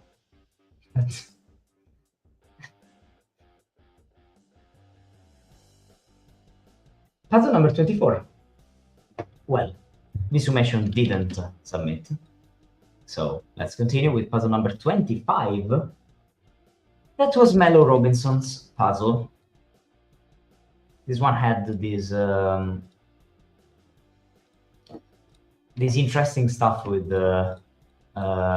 well, you have to color the grid blue and pink, and they are all connected, and I mean, every orthogonal connected group with the same color act as a region. The digits do not repeat in those regions, and you are counting stuff in some specific ways. That is pretty fun, honestly. It changes completely the puzzle and the I would say not only the path but also the mood of the puzzle, the style of the puzzle. It's just another thing, because it becomes a coloring puzzle, not in the sense that you are coloring the entire puzzle, but okay, not a coloring puzzle, but some sort of yin puzzle. Yeah. So you have those two regions that go all around.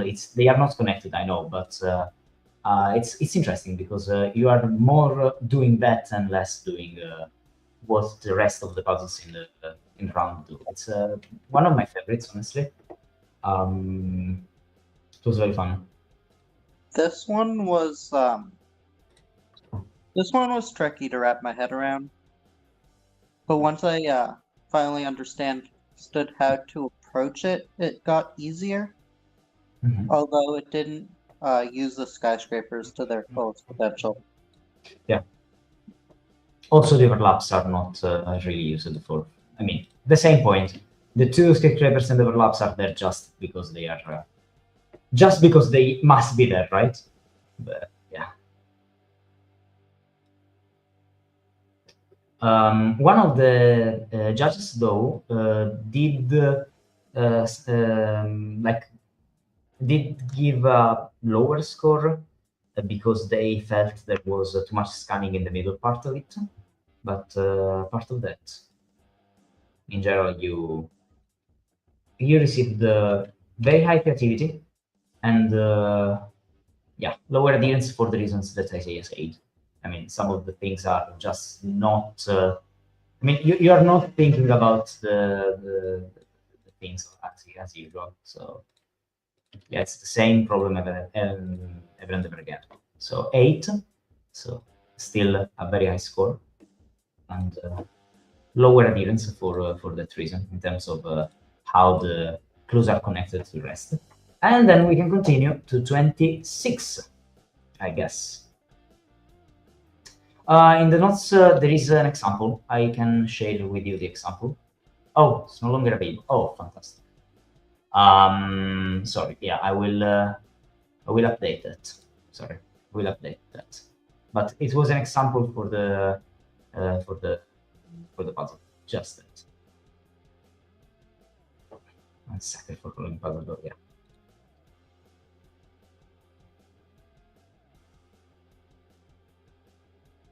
reading the messages. Another one of my top puzzles. Yeah.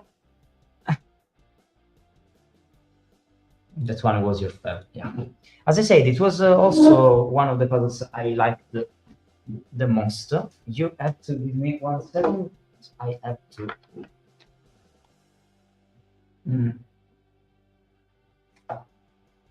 To drink some water. I need that. Give me a sec.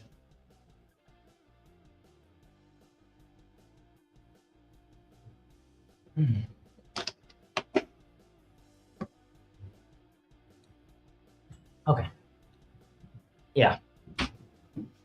Yeah, I'm talking for 2 hours. So I mean, puzzle number 26. Let's continue. 26 was the wrong planet puzzle. We are reaching the end of this. I must admit, I'm so excited of showing to you the second prompt. I mean, I almost want to finish the results just for that. But yeah, this is like the most classic puzzle that you can make with this reset, probably. Just that. Maybe the double arrows are a bit out of place, but you see what I mean. So yeah. This puzzle was annoying. Oh yeah. Okay. There was a lot of coloring. Mm-hmm. Too much for my liking. Just color heavy is not my style of puzzle. I don't like color heavy puzzles, so don't take that to heart. But I found this one was just a bit too much overlaps and too much coloring to keep track of.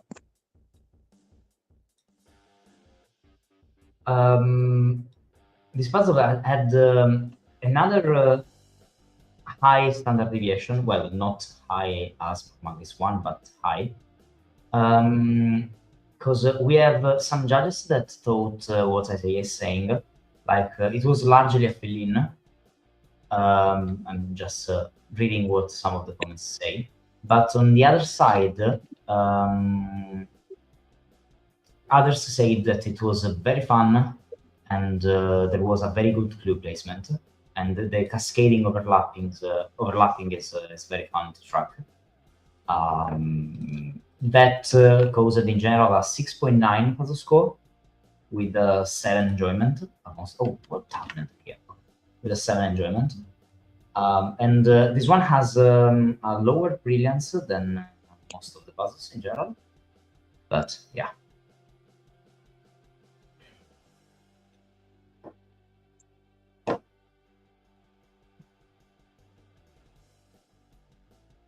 Yeah, I was just reading if there was other stuff to say, but there isn't. And I can go straight to puzzle number 27, that was made by Peter Blip. And this one had a comment that I think was very fun, because one of the judges said that this one is an educational puzzle, because this one is like teaching you some segments, and after that you reach other stuff, and then you reach other stuff, and then other stuff, and then other stuff, and you learn about the duality of Remban and Alulardus in a fun way. Again, same problem about the skyscrapers that probably Isaiah wants to say in a second, right? What? Yeah. Oh well, I mean, this one has also only the 2 skyscrapers. Oh yeah, this one also. Yeah. I wish there was more skyscrapers. Also hidden by fog, so you reveal them as you go on. But this one also had a really neat start. Yeah. Yeah, I liked this one more than the other one with the dynamic fog, honestly. Uh, it was more smooth and more interesting, in my opinion, but just also because the the path is, I think, very well constructed. And again, as I said, it's very easy to stars. I mean, 2 stars. You could also think of this as a 1 star, probably high one, maybe. It works very fine. That's me. I don't like skyscrapers too much with fog. Yeah, I see the problem. Anyway, puzzle number 28. Oh, Mel Robinson said better than I thought I'd do. Well, I'm happy that someone is happy with the scores at least. 28. Puzzle 28 was James Sinclair that made. Well, personally, okay, I start talking about my opinion. I want to say this one is like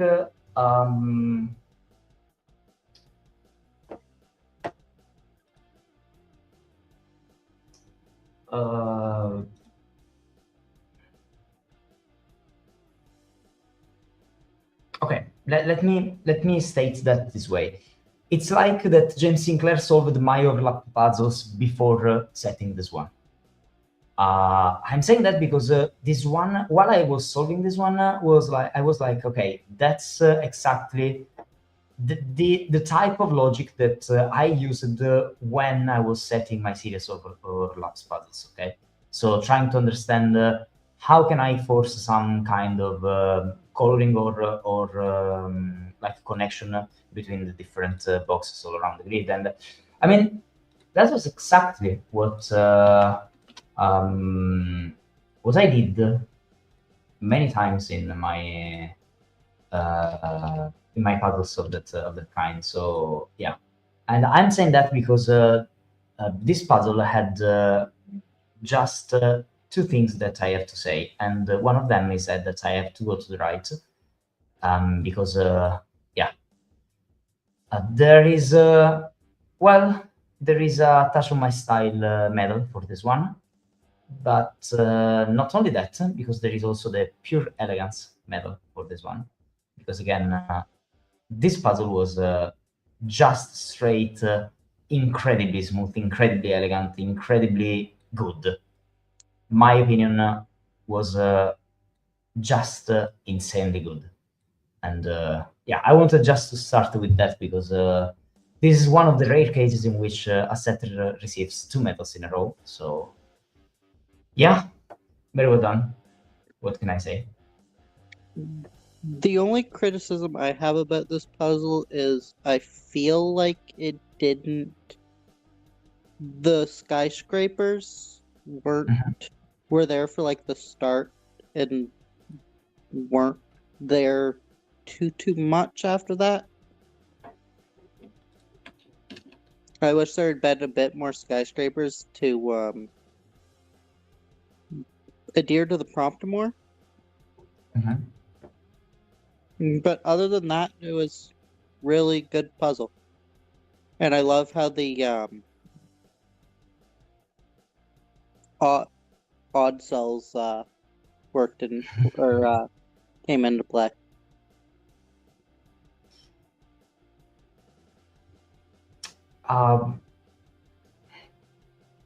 Very elegant, simple puzzle. Overlaps felt very crisp, and the clues went well together. One of the comments. Another one, not too difficult, very adherent, but not particularly memorable. Good balance difficulty-wise.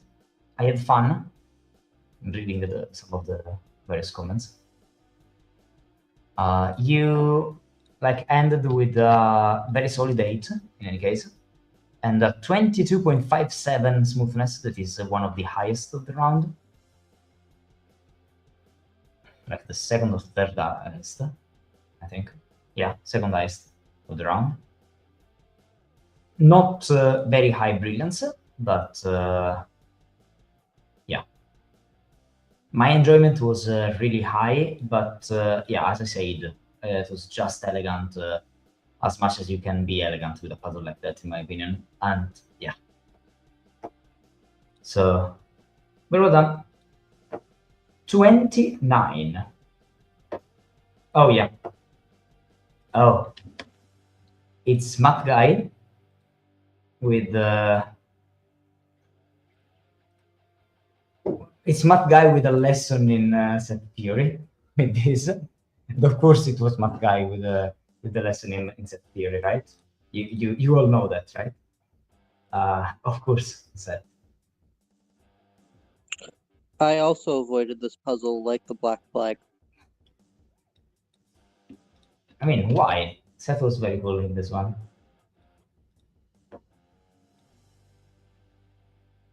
And I can say that I will say that like explicitly and publicly, that Paradox really loved the use of the theorem in this one. So yeah, nice puzzle, nice puzzle. One of the judges missed the set break-in in this, and so you can imagine that they had a very less pleasant solve in general. But yeah.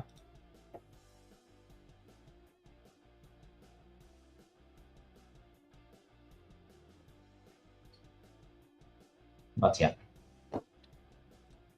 Matt Guy, you went for a 7.6, and okay, I don't know if I should show you the thing here, but I mean, fact is this: do you have problems if I show the set here, Matt? Just asking, just because it's I mean it's known, it's a known theorem, so.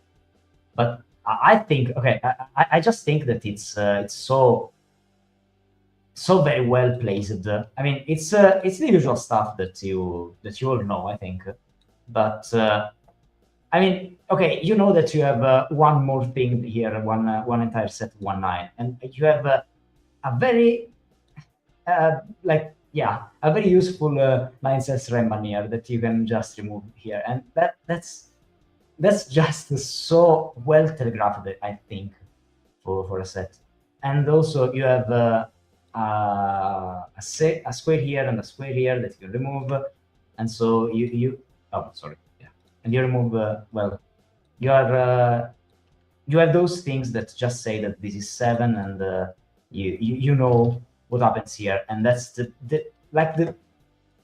most interesting thing, or the most interesting way to resolve the problems that you had here. And I just wanted to show this. I will not continue.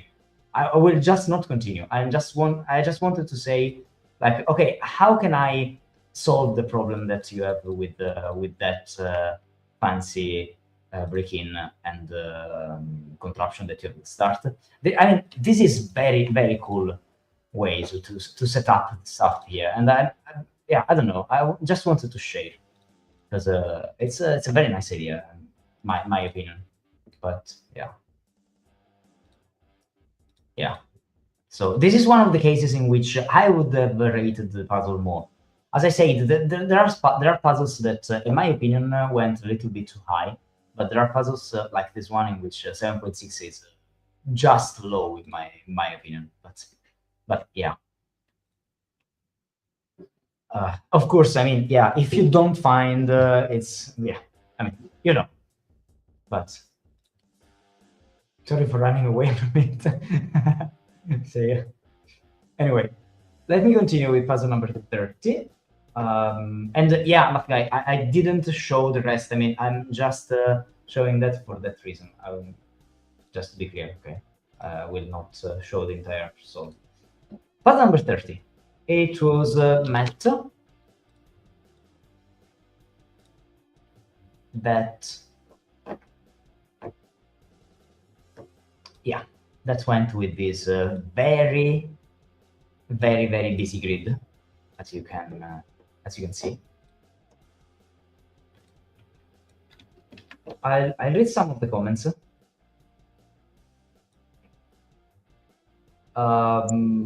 This one used the dots also to simplify the start in also in an interesting way. Also, this one is very very good for that. And circles and dots are fun aesthetically and deduction wise.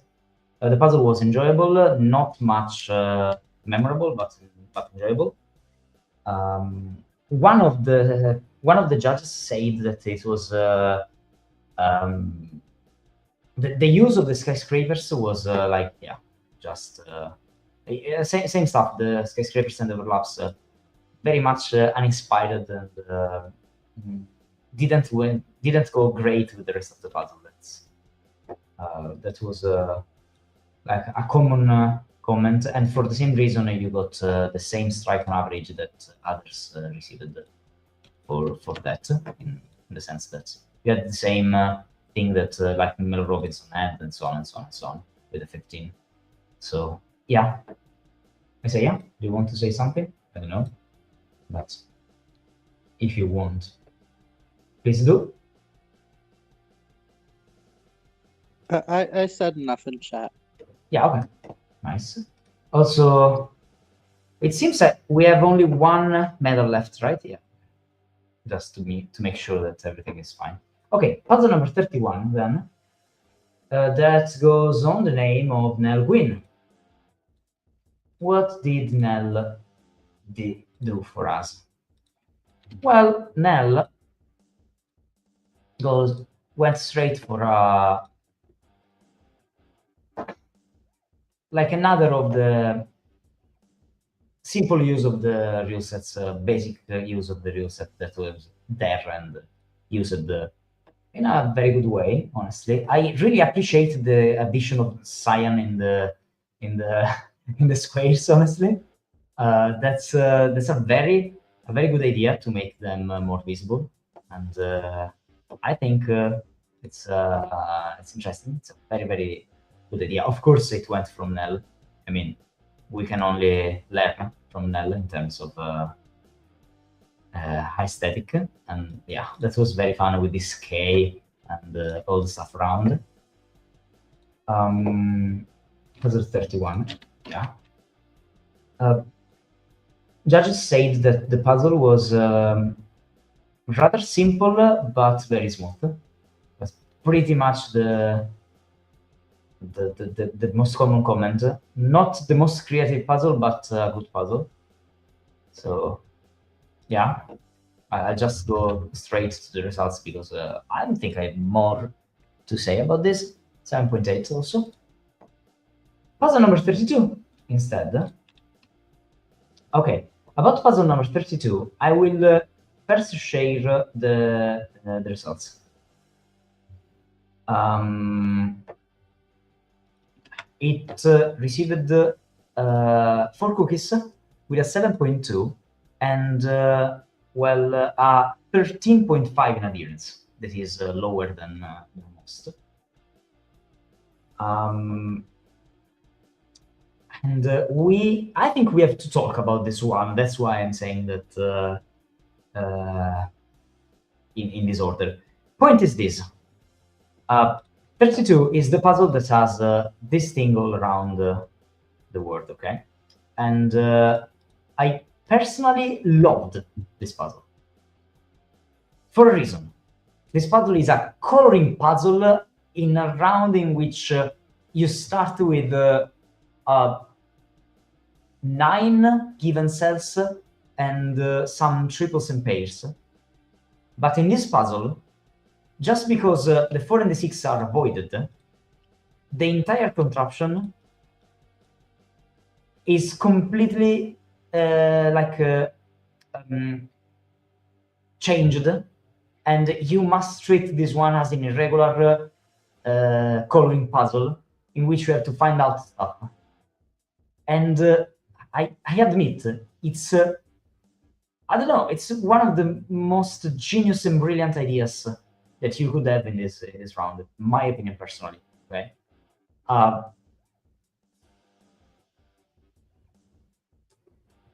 This round had the water break-in medal for me, I had to not give the water break-in medal just because another puzzle received that.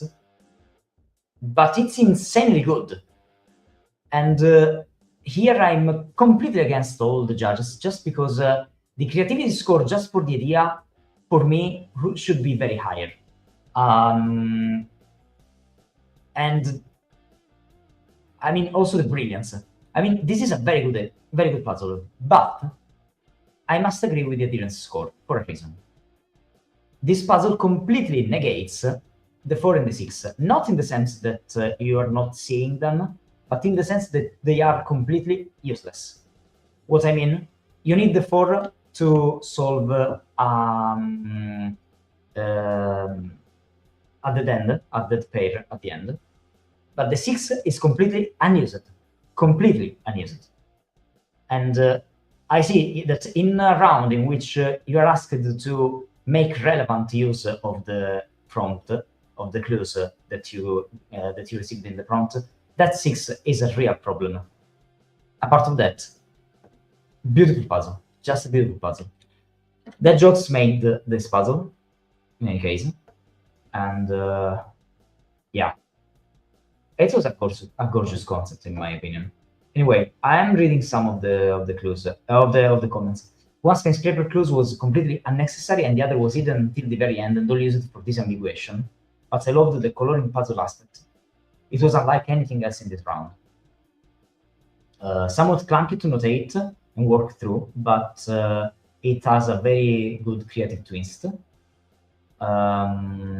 This one has like the most fun so far for me, but I have to deduct some points for the things that we were talking about. Some good ideas that were ruined for me by the most disappointing end to a puzzle I've experienced. So yeah, that's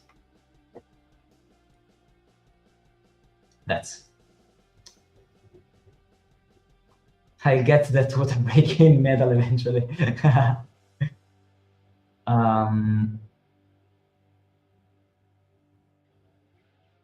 I tried to stick as close to Spirit of the Game break-in while still nerfing its defeat a bit. Yeah, you did as well.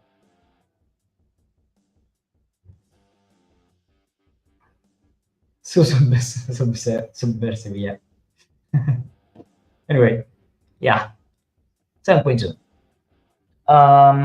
And we go straight to 33. Unless someone named Isaiah wants to say something about the Jokes puzzle first. I don't know if you solved this one.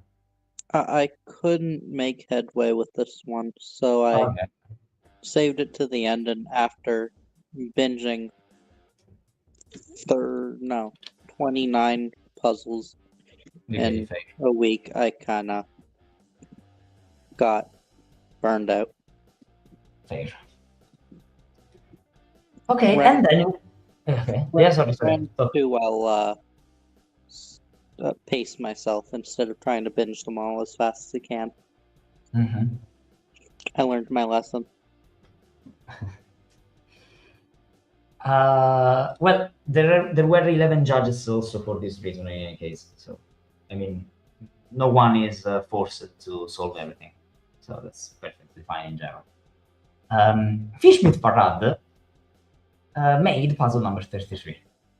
And number 33 is the reason why the Jokes didn't receive the water break-in medal. Why?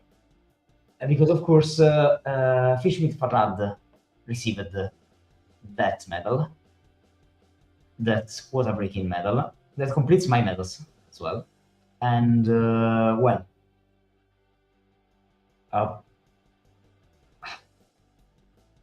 you can see that this one is a 3 skyscraper with a 9 in the first place, okay? And, well, point is this. This one has one of the strangest and interesting ideas for a doubler that you could use in a puzzle like this. I want to be clear. The idea itself makes for a puzzle that is really wild to solve. But at the same time, okay, I try to explain. You have values that double if the cell is in its relative position in the grid. Consider the box. So, like, for example, you have this box. Okay, so in this box that you have here, if this one is a 1, it counts 2. If this one is a 2, it counts 4. If this one is a 3, it counts 6, and so on and so on and so on. So, like, for example, this one is a 16. But only if it's in its position. So, like, if this one is an 8, this one counts 8. If it's a 6, it counts 6. If it's a 4, it counts 8, because it's doubles. Now, it's okay in the normal Sudoku, but this one is very, very powerful in an overlaps grid, because you have those things that go all around the place. So, for example, you get this one, for example, that, I don't know, for example, no? For this one, it's doubled if it's a 4 for this, but also it's doubled if it's a 1 for this. Okay, so you can consider a lot of stuff together because you have those overlapped blocks, and this idea in this kind of puzzle is just awesome. Now it's not that strange that you have a 9, right? Yeah, because I mean you can have a 5 or an 8 in this. You can have a 5 or an 8 in this for this, or for this one you can have 12 or even well, okay, not an 18 because 9 is already there, but you get my point. Okay, so it's just insanely good as an idea. The little big problem of this is that the puzzle is really case checky for this. I mean, maybe because of this, but the break-in is completely different from anything else. It's just beautiful. And yeah. This puzzle received one of the lowest enjoyment scores that you could possibly have. And also received a really low standard deviation. Like judges thought the same for all the values, for all the scores. But yeah, the creativity for this break-in was so wide, but so wide. Yeah. One of the judges said that the beginning was very clever and fresh. Another one, fine, not overly exciting, but the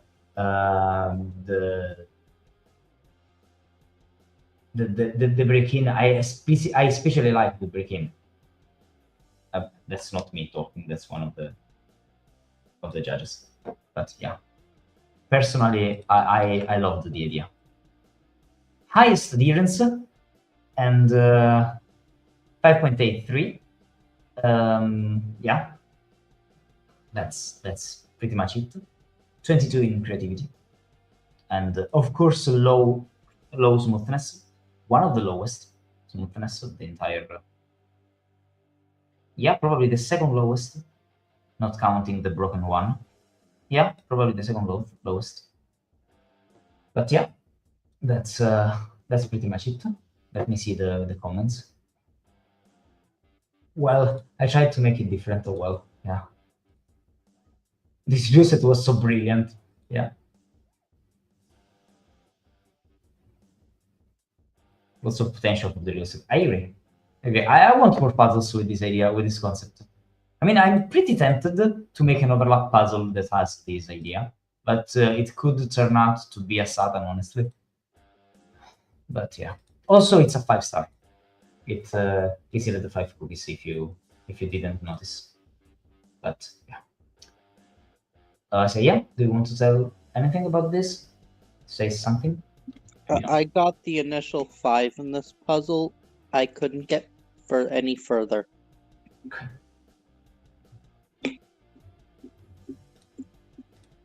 Yeah, it was not easy. And then you have Ikemanga. We have Ikemanga that... Oh, come on. Yeah. Sorry. Ikemanga with this. you have this parity path that starts from one corner and goes to the other corner, and well, this cool use of the secrets of the orthogonal paths that go high-low or even odd. So if you know that this cell and this cell are in the path, and you know if this one is even, you can say that if one is even or odd, and so on and so on and so on. But that was also a good thing a good idea. This one solves a little bit of the problems for the start, and I mean, the puzzle was fun. This was a cute puzzle once I read the rules. Reading the rules helps a lot. I must agree. Reading the rules helps absolutely. Just loved this one. Pretty much everyone loved and really enjoyed this one. The path really made the required clues feel impactful and intentional. Very solid, very solid puzzle. And yeah, I want to say perfect difficulty as well. You received an astonishing 8.7. That is, yeah, also one of the highest scores in the whole round.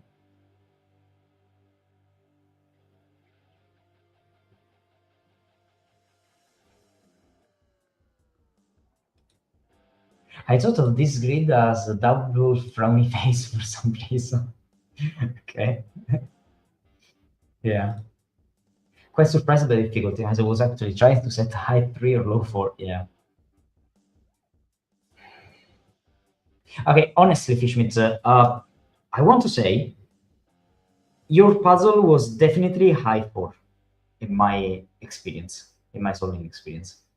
I want to say that Bookwin's puzzle was, for me, okay, was like high, like low 4, I don't know, 4.2, stuff like that. But yours was definitely like 4.6, 4.7, 4.8, stuff like that. Okay, not I5, like 6 stars and so on, but yeah, it was a hard puzzle in my solving experience. It was absolutely not easy. And not a 3-star.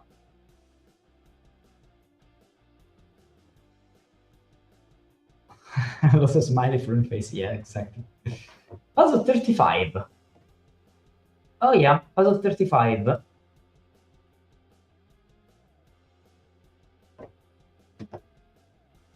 Prime Weasel solved, well, except this one. And this one had my medal for a touch of my style before James Sinclair, before I solved the James Sinclair puzzle. It's this one. And yeah, same points that I had said for that.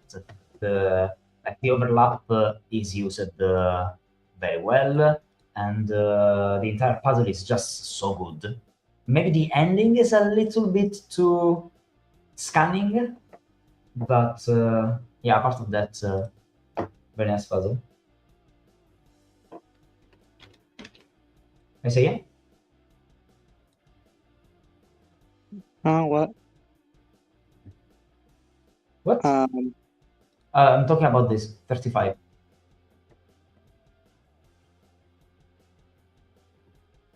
I don't remember this puzzle.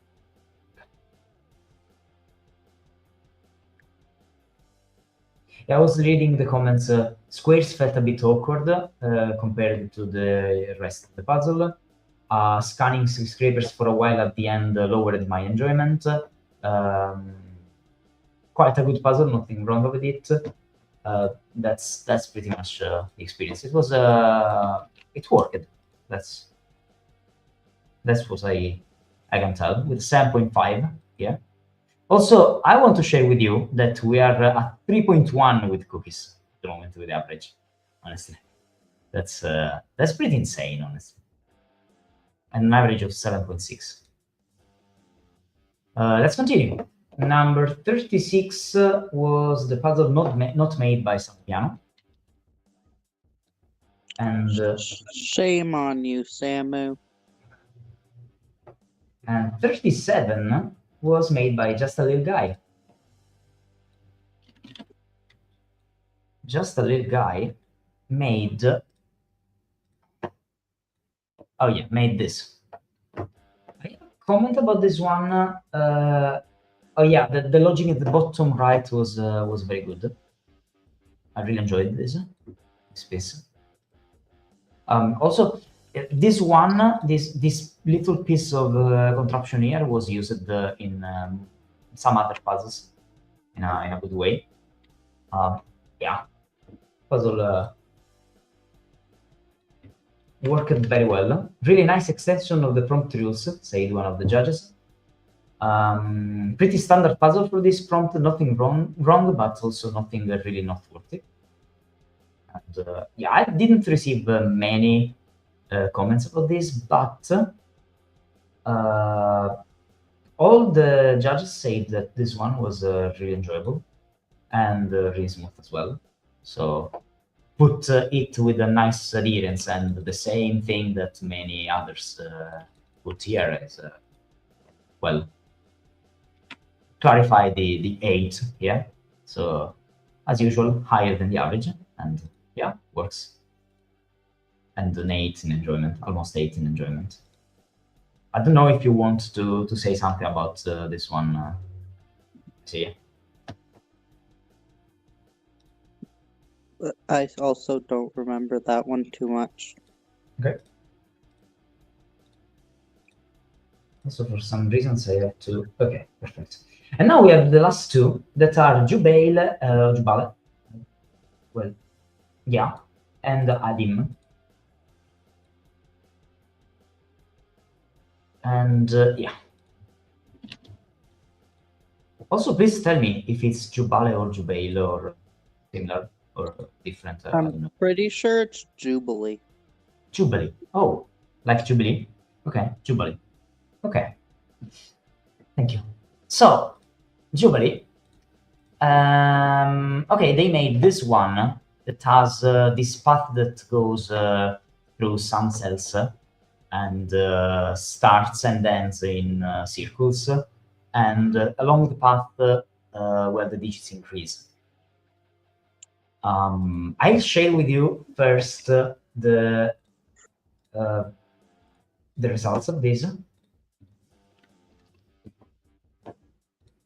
before doing anything else. It received a 7.4 with a little lower adherence, but high creativity. And yeah, this one had 4 cookies. And this one is one of the puzzles in which I got completely stuck. And this is like the opposite of what happened for the bookworm, for example, in which judges said that they got stuck, but I didn't much. In this case, some of the judges said that the puzzle is quite original and smooth, for example, with just a neck up at the end, or another one, cute, easy break in, and so on and so on and so on. But I got stuck like, I don't know, more than an hour on this one without making progress at all. Until at a certain point, I made an assumption. And after I made that assumption, I just solved the puzzle. And this one is the other one, apart from the broken one, that I said I didn't solve, because I solved it making that assumption. And I want to state that just because maybe it helps if Jubilee wants to publish it. My problem with this puzzle is that is the loop, I mean the path, because of the way it's written. And I'll try to explain what my problem is, because it could just be one of my problems, okay?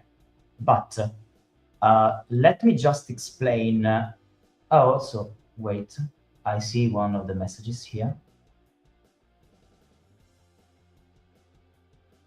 I'm recovering my sanity. Good timing with the look of it, okay? Being of the Clover School of Puzzle Setting, I expect to use many cookies. Okay. Me too. Almost from 2 times, yeah, exactly. Really? I thought it was pronounced both that too. Oh, wow. Okay, so I can pronounce it as I want. Fantastic. Okay. It's definitely pronounced as July. Okay, perfect. Okay. So, okay, let me explain my problem. You say that it starts and ends on double arrow circles. You must determine which, and then you said the path is banned from touching cells with a red band. Okay. My problem is, was it allowed to start here, for example, in this circle, or not? Because I will say I solved the entire puzzle at the end.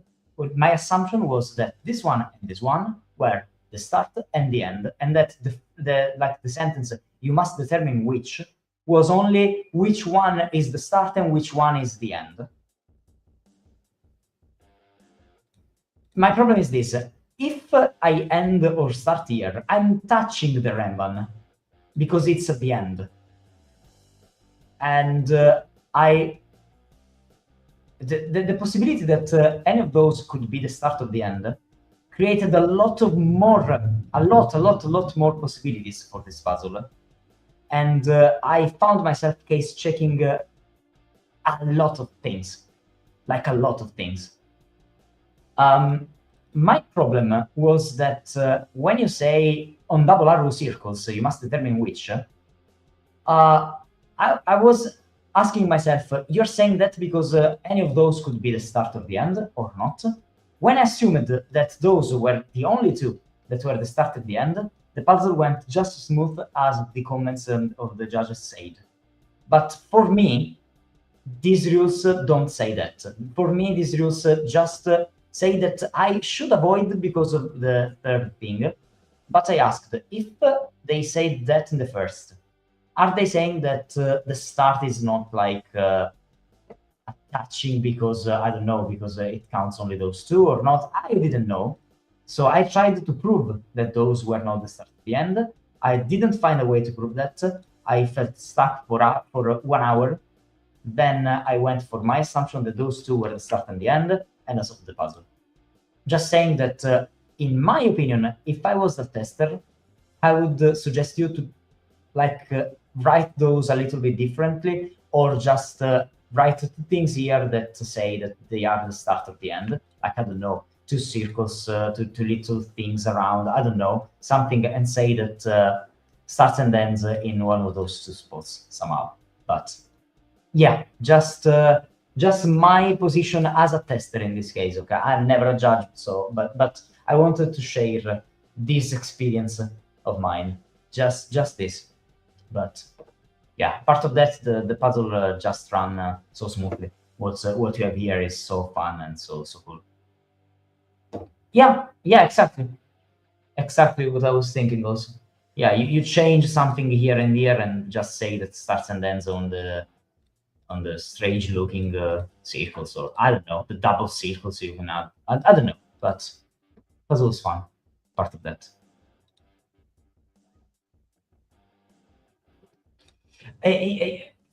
That's what happened to me, at least.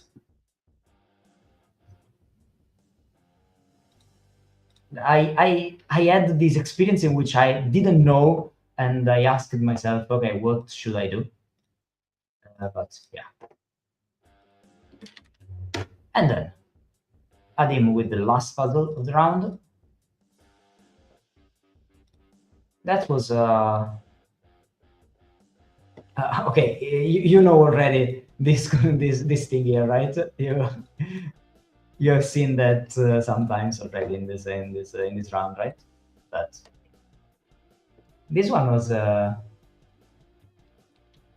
harder than expected, but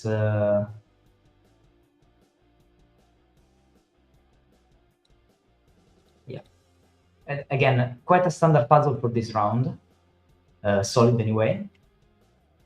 one of the judges said that they found it not very interesting.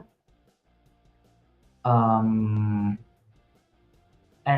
one of them said that you still have to find the opening that is absolutely rough, or at least harder than the rest.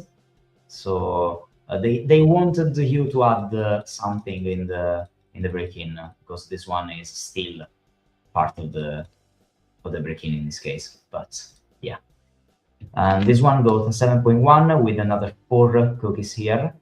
So yeah, and that I think completes. I don't know if Isaiah wants to say something about this last one, or I don't remember this puzzle much either. Although, congrats to everyone who participated. You all did very good. yeah.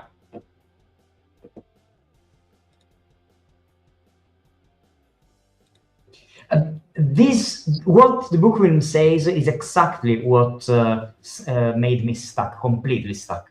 I just thought that, okay, so any one of those could, but then, oh wait, but they are part of the remnants as well. So what? And I was confused. Yeah, that's what happened, at least to me. But yeah, looks familiar. Yeah. GG, well done. Much fun was had. Yeah, very well done, everyone. Absolutely very well done.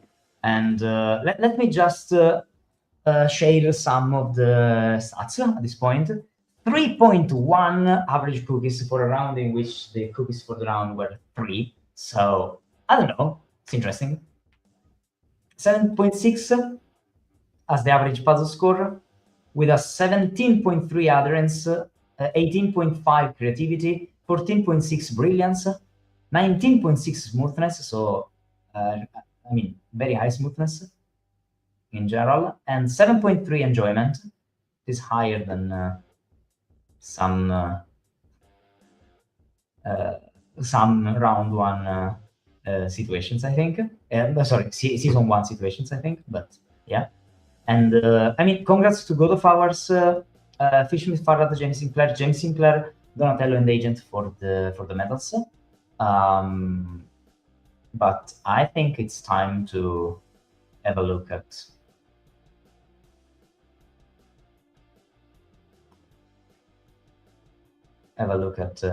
sorry. Oh, the 15 here.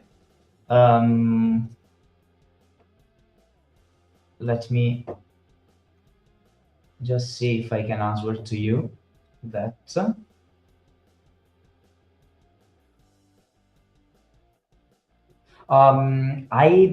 I suggest you to ask the judges in general for this reason.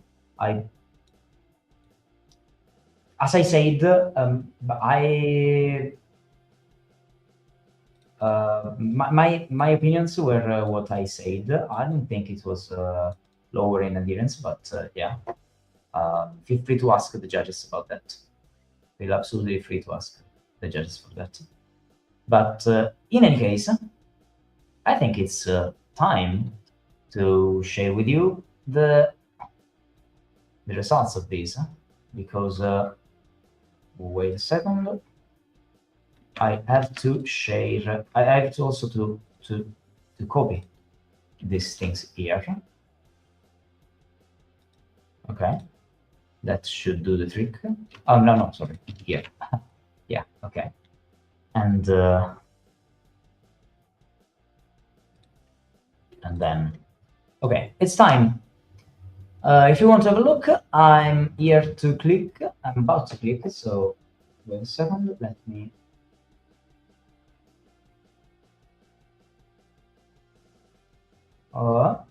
I'm also a little confused about what led me to being under average adherence, particularly when compared to puzzles. Yeah. As I said, please ask the judges in the channel. I think they will provide you their thoughts about how they rated the adherence. I mute to get the list of judge solvers. Okay, yeah, I can just ask the judges to, yeah. Felt fun to have Marty run through the given reactor. Thanks, I just saw that. Yeah. Oh, Matt guy, congrats! Oh, congrats. Okay, Silverbyte said something. I can say I interpreted the difference and the prompt as using the given setup in a unique way to make an interesting puzzle. So you have most puzzles which only use the standard user break-in as a 16 and talk for other judges. Like, as I said, personally, I think that part of the difference is how much the prompt contraption was relevant in the solve. But like, for example, for me in the Math Guys puzzle, it was relevant, for example. But yeah, again, puzzles which did something more than that got a little more. Puzzles which were broken heads got less. And as you can see, you have Silverbyte's approach, for example. I mean, we can ask the others for this. Anyway, let's start and let's go with these. Oh, come on. Wait a sec. Wait a sec, please.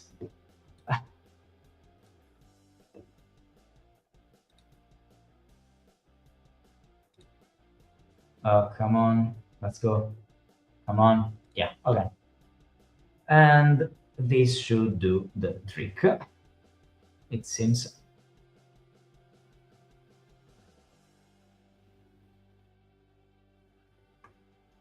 Yeah, so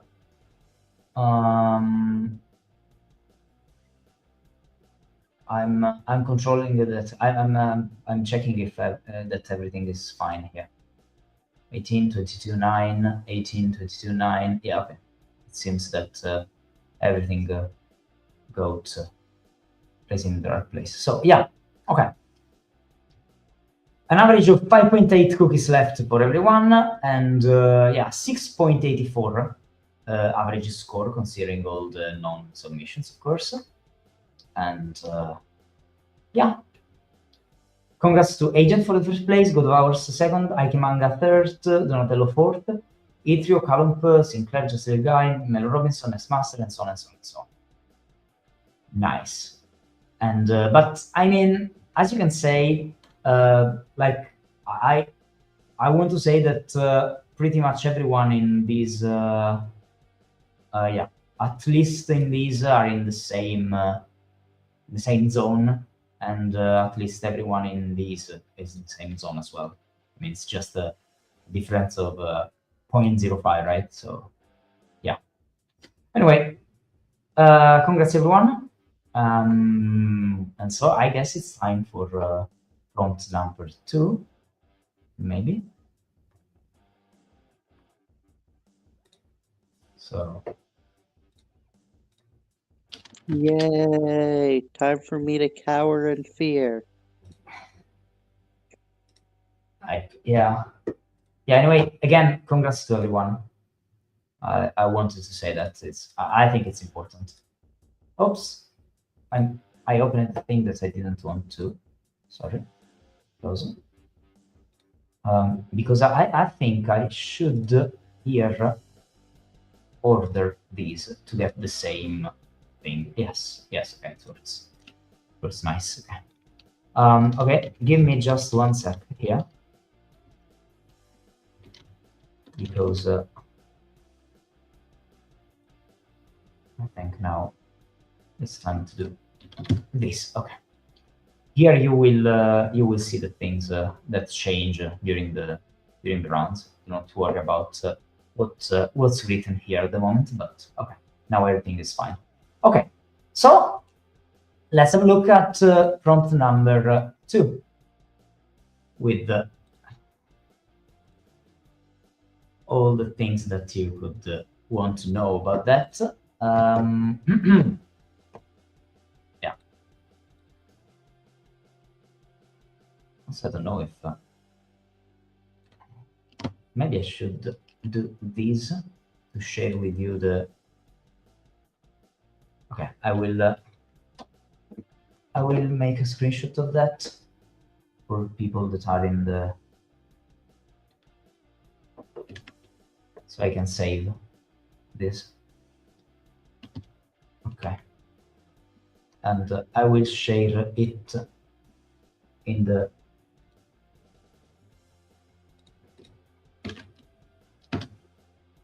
thing here. Okay. I guess it's here. The results are there. Congrats, agents. Okay. That said, okay. You will be pleased to know that Nextmaster was the winner of the guessing competition in for round 2. Now, why? I'm so excited. I'm ready to see this terrible prompt. I'm optimistic this won't cause me to dismay. Okay, so I will write here. This goes better than last time. So,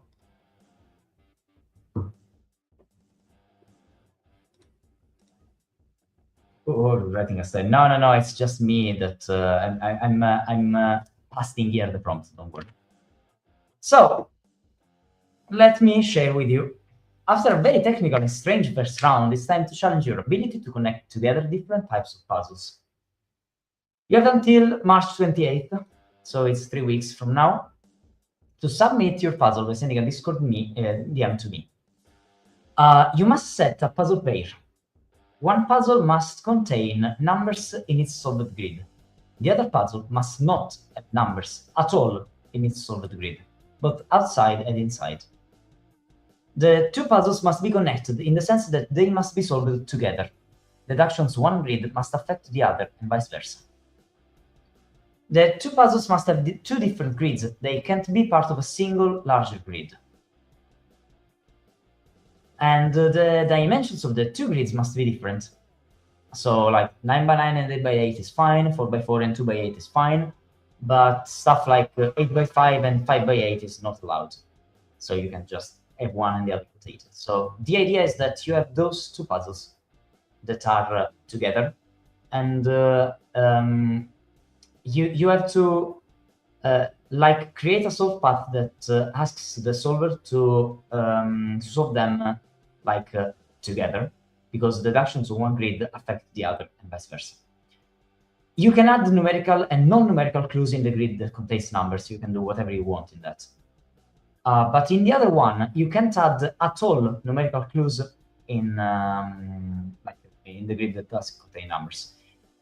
Any clues in the non-numerical grid that consistently encode numbers are forbidden. Like you can't have like a cipher, just to be clear. Although individual clues that get numerical informations from the numerical grid are allowed. Things that are not explicitly allowed are considered forbidden. You're asked for a Sudoku Pad or Pempa Plus link, and I ask you to title your puzzle Turn to TSL2 to avoid that we are counting the counter of souls of Season 1 that happened in Turn 1, so please do that. And you receive 4 cookies for round 2. For higher adherence, aim for interesting and frequent interactions between the two puzzle grids.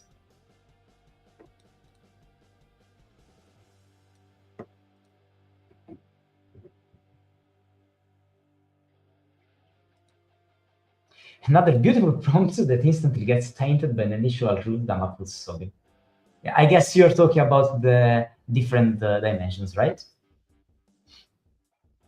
Yeah, well, dimensions force it to be different.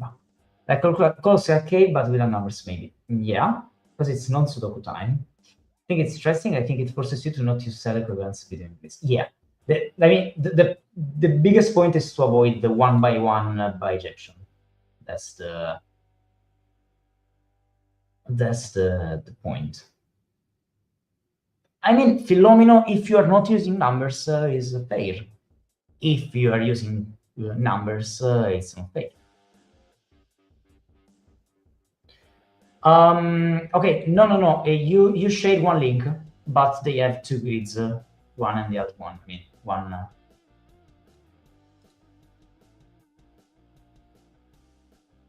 How do you define different dimensions? Okay.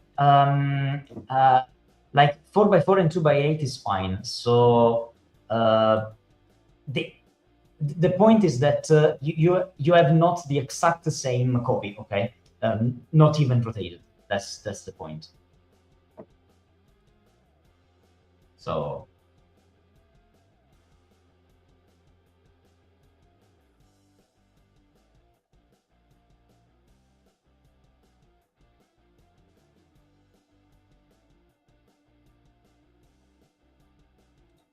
When you say no numbers, do you include no numbers in solution? Yeah, exactly. Not same size and shape then. Yeah, that's another good way to write it. Yeah, I can change the writing to say. But I must be clear. You have to use square cells, okay? So like, yeah, like.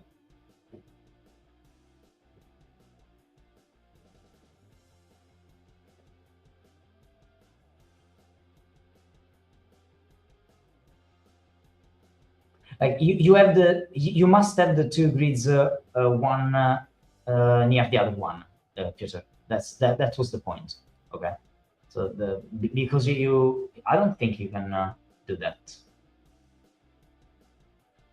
I don't think you can make a single link the puzzle with the two different things, Brooklyn. That's why I'm saying that. I think there is a technical limitation of EVA for that, right? That's why I'm saying that about the squares.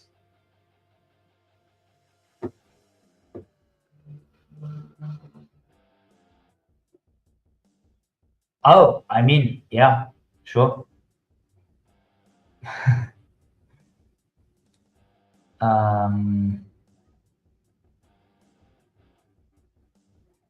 Let me see what's because you are asked for a link, a specific link. Yeah, that was the point.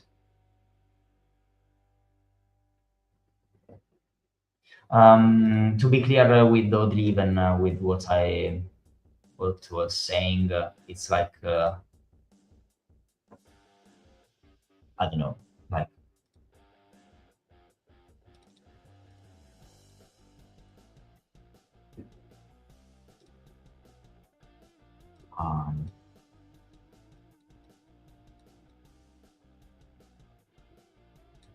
I go with the standard stuff. To be clear. I just go with the standard stuff. Like those are two grids, but they are not connected. I mean, I'm using the same point of the colossal. I mean, just to be clear, right? So like, yeah, this one and this one. Yeah, I'm doing the most like the simplest thing ever, just to show the point what I was saying with even. But yeah. So wait, there are messages here as I see. Wait a second. What if the grids aren't square? Wait.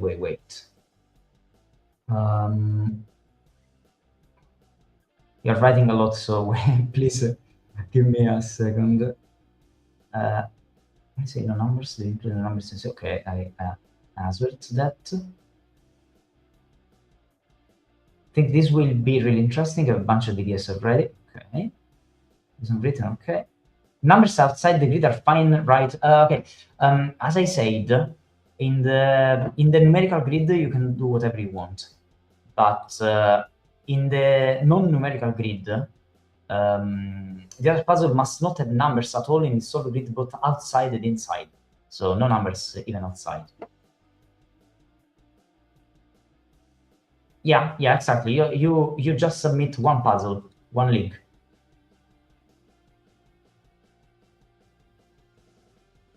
Okay, but makes sense. Absolutely. Yeah. Okay, if you find a way to do that, be free to do that. Absolutely. Exactly, unless I mean you can have the same clue placed in two different places. I mean, the grids are disconnected, but they are connected in the sense that it must be solved together. That's the way they are connected from each other. That's the two puzzles must have two different grids. They can be part of a single larger grid. So if you have a thing that connects to both, they are part of a single larger grid that connects to both. So that's the point. They must be separated, and there is something in your rules that allows the solver to connect the two things. That's the point. Okay. That's the point. Can the numerical grid have non-numerical aspects? Yes, of course. You can add numerical and non-numerical stuff in the grid that contains number. Absolutely yes.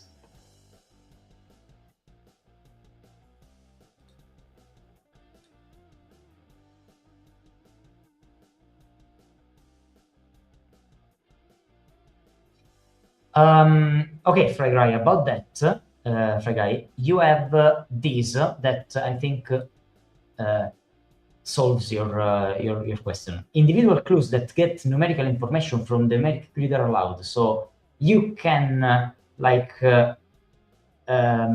reference from the numerical grid. That's one way that you can use to connect. Like, I don't know, like you can say that I don't know. Let me show you a thing that yeah, this prompt I can create. Fantastic. Okay, so okay, let me share with you one message that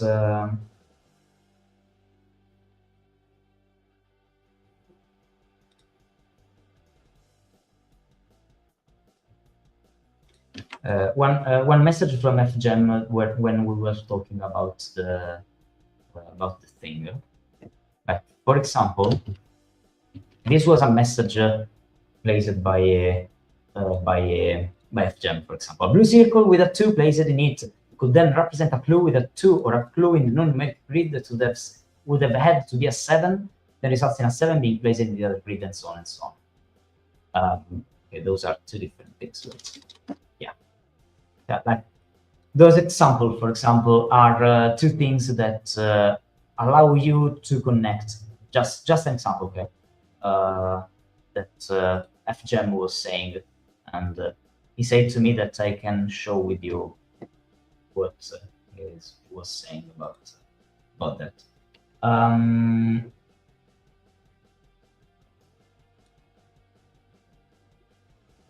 Or another example that FGEM wrote was this one.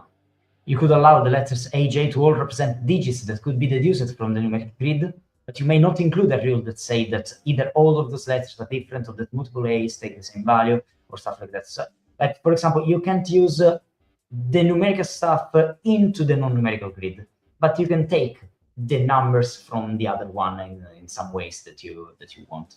So, like, there must be some kind of connection if you want to, or not. I mean, or not.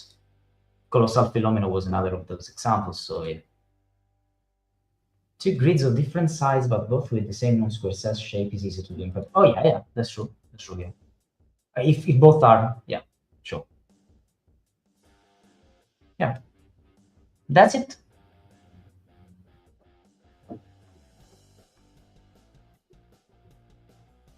Anyway, yeah, I will change the this thing saying that as Bukwim said, must be different in can't be the same in size and shape, including rotations. Okay, is that enough? I think maybe. I think it's fine this way.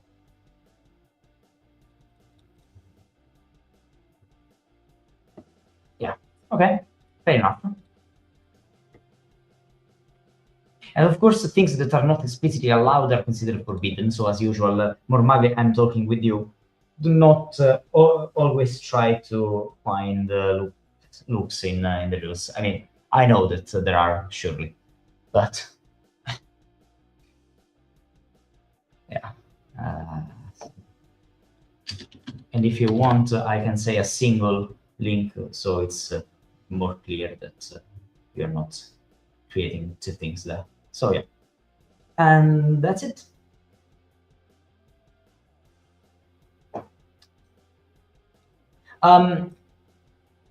Yeah, just a little guy, because if you do that, you're citing letters. So you're like saying, okay, letters are there, and I have a cipher, and the cipher is in the numbers. So like it's just a consistent way of just deciphering a number there. So it's not the idea. It's for me, it's against the spirit of the prompt. The point is that you have to find out a way to like, okay, oh, I have a 7 there. Maybe that 7 means that I have a turn in the Huban that I have to the right. I'm taking an example, okay? Just to say. Or for example, I'm connecting, like, I don't know, I have this numerical puzzle that has only 0, 1, and 2s. And on the other side, I have an RGB stuff, and I have 0 connects to red, 1 connects to yellow, and stuff like that. I don't know.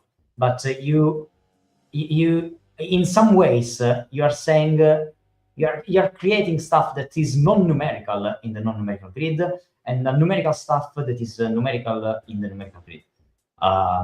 So yeah, you can do whatever you want in the numerical grid. You just can't have numbers in the non-numerical one. It's just as simple.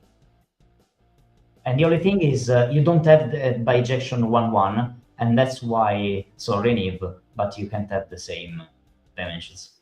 That was the idea.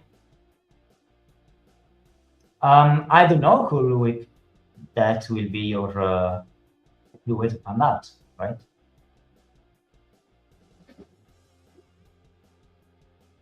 There are ways.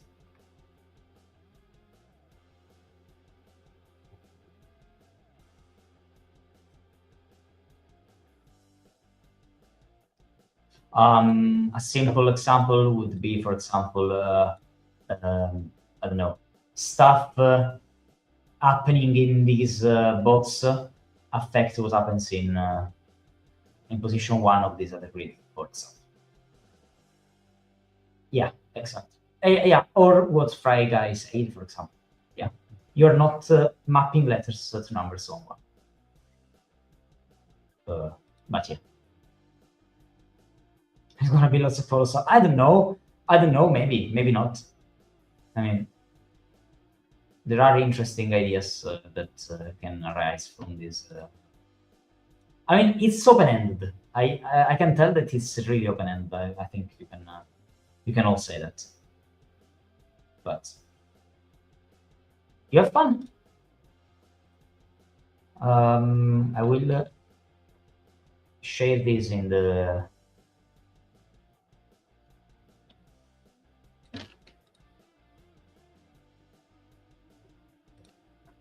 usual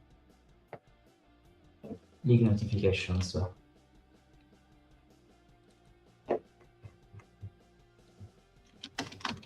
Channel before closing this and ping everyone. So that said, well, have fun. You have 4 stars because I mean you will need for cookies here. For cookies, why do you have the judges? I mean, come on. For cookies with this makes totally sense.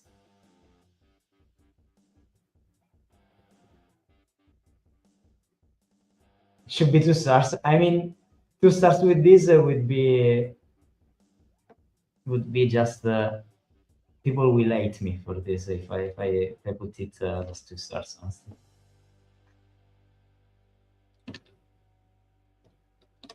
I'm pretty sure of that.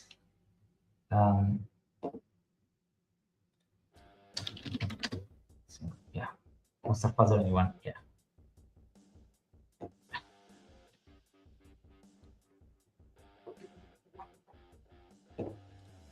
I will share also those examples and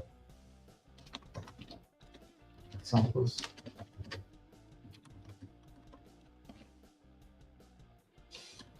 Let's say well, have fun. And bye-bye, let's say. Is there someone to... Yeah, there is Chinstrap that is...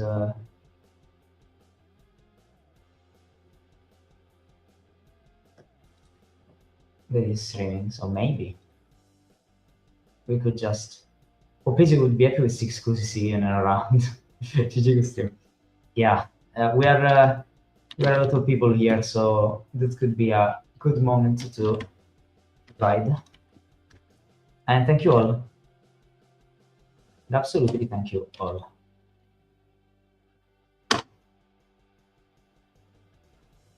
Yay. Just for one, we'll actually one into two. And yeah, very well done, Donatello. Again, thank you all. Bye.